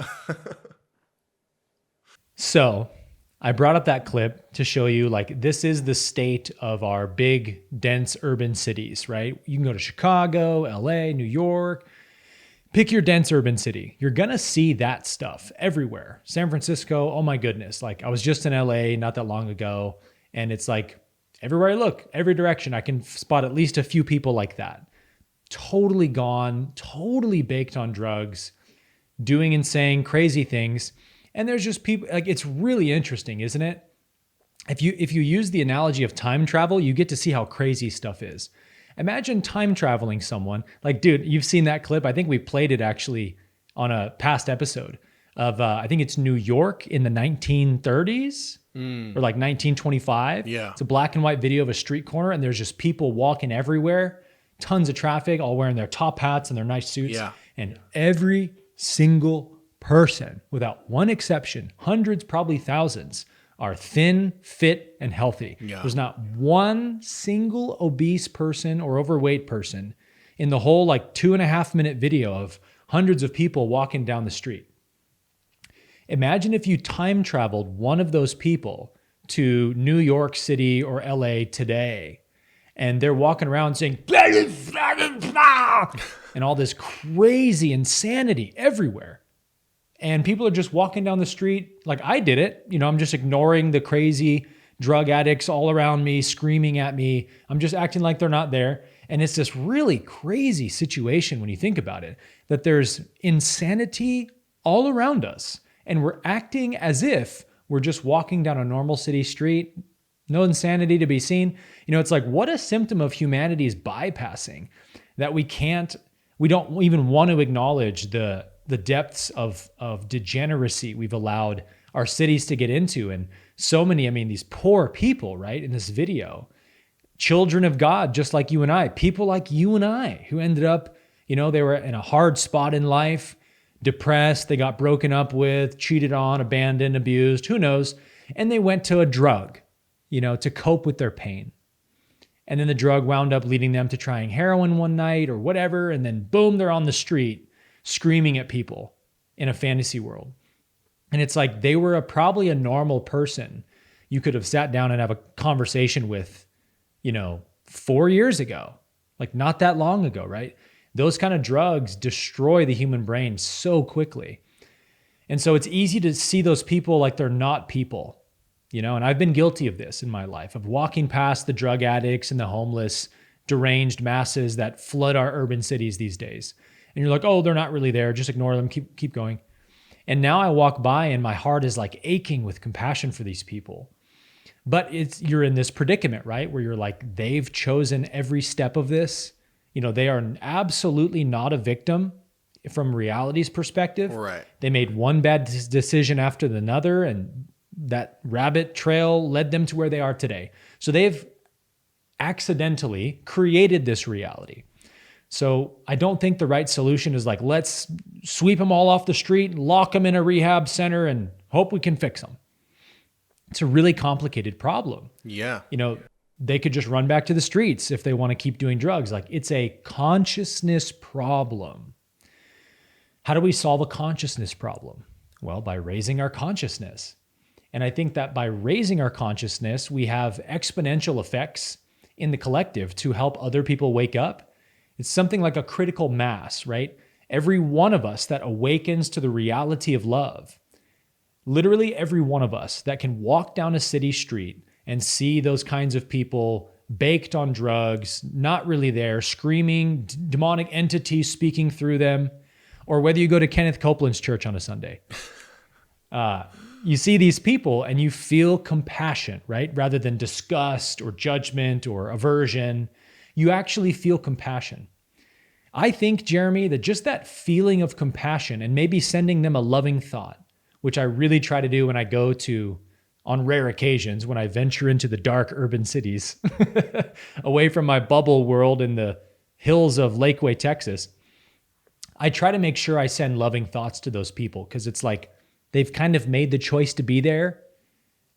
Partially right, they're not really cognizant anymore of their decisions, but like they kind of created that reality. So I have to honor it and not be like, you shouldn't be on the streets, let me clean you up. Like, I give them food if I have food, but like other than that, I kind of have to let them be where they are. Because again, it's a consciousness problem. But what I can always do that is of infinite worth, eternal worth, is to see them as God sees them and to send them a loving thought and say, my poor brother, my poor sister, I see the predicament you're in and I send you all the compassion in my heart. I love you. I bless you with the light of God, and I pray that you find the light, my brother. You're never far away. And you're just thinking those thoughts as you walk by them. To me, Jeremy, that's probably the only real solution we have at this point, when you've got, what is it now, like 200,000+ homeless drug addicts in LA alone. It's like you almost see more people in LA that are drug addicts on the street than a normal person. Because like normal non-drug addicted people don't want to walk down the streets anymore. It's dangerous. There's heroin needles everywhere. So that leads me to a bigger question of like, why do they want our cities to get like this? Why do they want to flood our cities with illegal immigrants and incentivize homelessness and incentivize drug addiction? And I think it's because it's obviously a control tactic, but we the people, it's a symptom of the fact that we the people rely on authority to solve everything for us. And we don't actually come together to solve our own problems. We keep looking to authority. And so part of my message to close this podcast is, nobody's coming to save us. This is the message we have to keep repeating, because it's very easy, right, to get swept up in the belief that like, well, yeah, nobody can save me, but man, when Trump finally gets back in office, that's going to solve a lot of problems. Yeah. And it's like, but no, it won't. Like, even if Trump puts RFK at head of his health cabinet and all these things, and Elon for the economy. Yeah, even if like, every single thing like is being temporary solutions, cool. But the systemic problems are the consciousness problems of why we let our cities get like this, why we outsource, why we get into fear states, why we let them divide us so easily. Those are consciousness problems that Trump can't fix, Kamala can't fix, nobody can fix. So we've got to become our own saviors and solve our own problems. And so this clip I'm going to play next, which is about the port issue, highlights one way that I see humanity slowly waking up to this fact that, look, we can create change in the world and solve our own problems if we're willing to really unify strongly. We saw this with the trucker convoy and other things, but it's happening right now with these port workers. So I'll play this for like 1 minute here. They don't know what a strike is. Right. When my men hit the streets, from Maine to Texas, every single port will lock down. You know what's going to happen? I'll tell you. First week, be all over the news every night, boom, boom. Second week, Guys who sell cars can't sell cars because the cars ain't coming in off the ships. They get laid off. Third week, malls start closing down. They can't get the goods from China. They can't sell clothes. They can't do this. Everything in the United States comes on a ship. They go out of business. Construction workers get laid off because the materials aren't coming in. The steel's not coming in. The lumber's not coming in. They lose their job. Everybody's hating the longshoremen now because now they realize how important our jobs are. Now I have the president screaming at me, I'm putting a Taft-Hartley on you. Go ahead. Taft-Hartley means I have to go back to work for 90 days. That's a cooling off period. Do you think when I go back for 90 days, those men are going to go to work on that pier? It's going to cost the companies money to pay their salaries. Well, they went from 30 moves an hour maybe to 8. They're going to be like this. Who's going to win here in the long run? You're better off sitting down and let's get a contract and let's move on with this world. And in today's world, I'll cripple you. I will cripple you, and you have no idea what that means. No. I'll cripple you. My man's an East Coaster. Could you tell? Yeah, you could tell with his energy and his accent. He's giving some Boston, New York energy. A little bit. So it's interesting, right? We talked earlier about the breakup analogy and how when people get angry at the powers that have been controlling them and stealing their rights and all these things, that it's not helpful to be like, hey, stop it. You shouldn't be angry at your abusers. Love them and forgive them. Like, I don't take that approach. I preach it here, hoping that people are listening who resonate and say, yeah, that is the right approach. Anger doesn't ultimately solve anything. But the nuance is, if somebody is angry, I'm not going to tell them you shouldn't be angry. Mm-hmm. It's like, no, it's okay to be angry at your abuser. It's normal and appropriate to feel angry when you realize you've been being abused and taken advantage of. So it's not that you shouldn't be angry, but it's that you should use it as constructively as possible to disentangle, like use that anger, that energy of anger to rip yourself away from those strongholds forever. Be like, I'm done with that. I'll cripple you, as the guy said. And you're kind of seeing that now with like the port workers, and we saw it with the truckers. It's like there's these industries that realize, hey, we control basically everything in terms of the supply chain. If we don't like what they're doing to us, we can do it back to them. So it's like, that's not a perfect solution because you see how it harms the little guy. He said the guy can't sell cause, the construction people can't get the materials. And it's like, okay, so like, it's like, okay, so let's just decimate the middle class to make a point to the oligarchs. Like, I don't know if that's the best solution. But again, it represents a shift in consciousness taking place. These things have to happen gradually, guys. They don't just happen sweeping overnight. One day, everyone wakes up and we have the perfect solution. We inch towards the perfect solution. So although I don't think it's the best move to do this, I do think it's a positive sign that humanity's waking up to our unity and the fact that we don't have to take it anymore because we're not actually owned and controlled. We've just been disempowered and giving away our power. And so I think one phenomenon, and this is kind of my bold prediction, is that there's this, there's different new phenomenons popping up like decentralization, blockchain, and something called crowdsourcing, which we've seen a lot of this recently with like big lawsuits. I want to say there was the big lawsuit. I think it was Riley Gaines competing against a biological male, and she was disqualified for speaking out or whatever, and she sued them, and she crowdfunded the money to go to court, and I think she ended up winning. You see that all the time now where people are doing GoFundMes and crowdsourcing projects. Elon's done it a little bit. And it's cool, right, to see this development that people are realizing we have the abilities to solve our own problems. People are using crowdsourcing now to literally solve crimes on TikTok and Instagram. I mean, Candace Owens has been doing this, where people are kind of like influencers will outsource certain research projects to their audience and say, hey guys, I want to know more about this rabbit hole. Can you guys do research? Send me your emails and we'll compile it and present it on the show. And within a couple of days, people are solving murder mysteries and crimes and like crazy stuff that police departments haven't been able to solve in years. And in just a few days, the internet solves it because There's all kinds of problems with bureaucracies that don't really work for us. And you can get thrown in jail these days for not harming anybody, like victimless crimes, like you name it, right? Violating some arbitrary corporate bylaw. They'll throw you in a jail cell for it. Well, that's not constitutional, but who has the money to fight that? Very few people. If you have the money, you can absolutely win. And the people who fight it, I've always seen them win pretty much every time. When you're thrown in jail for a victimless crime and you know how to fight it, it's not that difficult. It just takes a lot of money. And so if people don't have the money, they're just relegated to the dungeon. And it's like, look, we can help each other through things like crowdsourcing, crowdfunding, having funds that, imagine this, dude. We're at a place now where even police, like we saw in, it might have been Springfield, Ohio, Aurora, Colorado. I used to live in Aurora, allowing Venezuelan gangs to take over apartment buildings. And they call the police there and they're like, well, we can't do anything about this because we're told not to be racist or whatever. They're like, no, it has nothing to do with race. These gang members with guns came in and stole my apartment.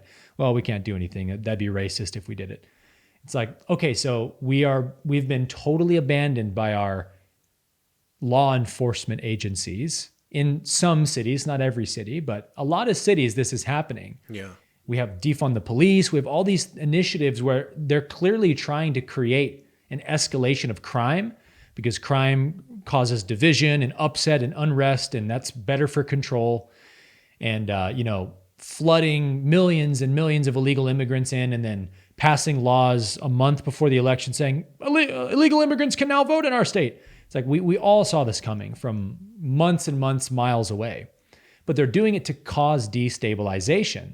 And so why should we continue to wait on an authority to save us from the problems that authorities create? It's not going to happen. No one's coming to save us. Yeah. We have to come up with our own solutions. Crowdsourcing and crowdfunding is a phenomenal solution that my bold prediction is we're going to see a whole lot more of it going forward. And it's going to be utilized in more effective ways as time goes forward. But it's like even these things that I see as somewhat not helpful to humanity, like the strike of the port workers, I totally understand why they're doing it, and I don't fault them for being upset at their employers and doing this. I don't think it's the best solution, but nevertheless, it represents people waking up saying, I'm done waiting for my authorities, my captors, my abusers to help me and solve the problems they've created for me. I'm going to solve my own problems. And so let's all go on strike together, guys. It's like at least that is a huge victory in consciousness. And I think we're going to see more of it, as it depends on what happens with the election cycle, and we'll see. But if the unrest continues, I think it's going to drive humanity to seek for more of these kinds of we the people solutions of decentralization, blockchain, crowdsourcing. We're going to see these phenomenons being utilized a lot more going forward. So how would you summarize your bold prediction in one sentence? I'd say mine is that shit might happen, but these things aren't negative in the way that our minds are perceiving them. How would you encapsulate yours? Yeah, and that's very much part of mine. I would say, number one, humanity is going to continue waking up to the fact that no one's coming to save us. We're seeing a lot of signs that the collective is gradually accepting this truth. And really, it's very good news. It's not bad news to say no one's coming to save you. It's like, why would you want your salvation to be in anyone else's hands but yours? Mm-hmm. If you're locked in a jail cell your whole life and someone says, don't worry, someone's on their way with a key, you'd be like, oh my God, thank goodness, I'm finally going to be saved. And you would outsource all your hope and expectation on that coming person. And that's absolutely reasonable. Nobody wants to be locked in a cage. But imagine I said that to you and I'm like, don't worry, Jeremy. In 3 weeks, somebody with a key will be here to rescue you and open the cage and let you out. You'd be like, oh, I'm counting down the weeks, baby. And you're on the wall marking the days, the slashes, right? And then I say, oh, hey, Jeremy, by the way, the key is actually under your food bowl the whole time. Do you stay in the jail cell waiting for the person coming in 2.5 weeks? Or do you say, Eureka, I'm free, and you use the key and you jump out of the jail cell? You want your salvation to be in your own hands. You don't want to have to wait for someone to come rescue you. And even if you are waiting for someone to come rescue you, the very instant you actually realize all of my freedom, all of my power, all of my salvation, the keys lie right here and nowhere else. The second you realize that, you say, oh, I don't need anyone to save me. You switch right away, right? You only depend on someone else to save you when you have not discovered your own inner authority and power and taken it back, right? And reclaimed it. So to see humanity doing that, even in small degrees, huge net positive to me. Beautifully said. All right, guys. Hope you enjoyed today's episode. Next episode, as we mentioned, we're going to be voicing a number of you guys' questions. So definitely leave us any questions, any areas that you potentially want us to talk about. Yep. And as always, please kind of specify if it's a question that you are wanting Aaron's perspective on, please mention that. If it's a perspective you want my perspective on, then please mention that. And then if you want to hear from both of us, please mention that as well. And as always, thank you so much for the support. Those of you that consistently tune in, couldn't do what we do without you. And if you haven't subbed to us on Rumble yet, please do so. Link in the description below. We'll see you guys for our next episode. Peace and love. Peace and love, y'all.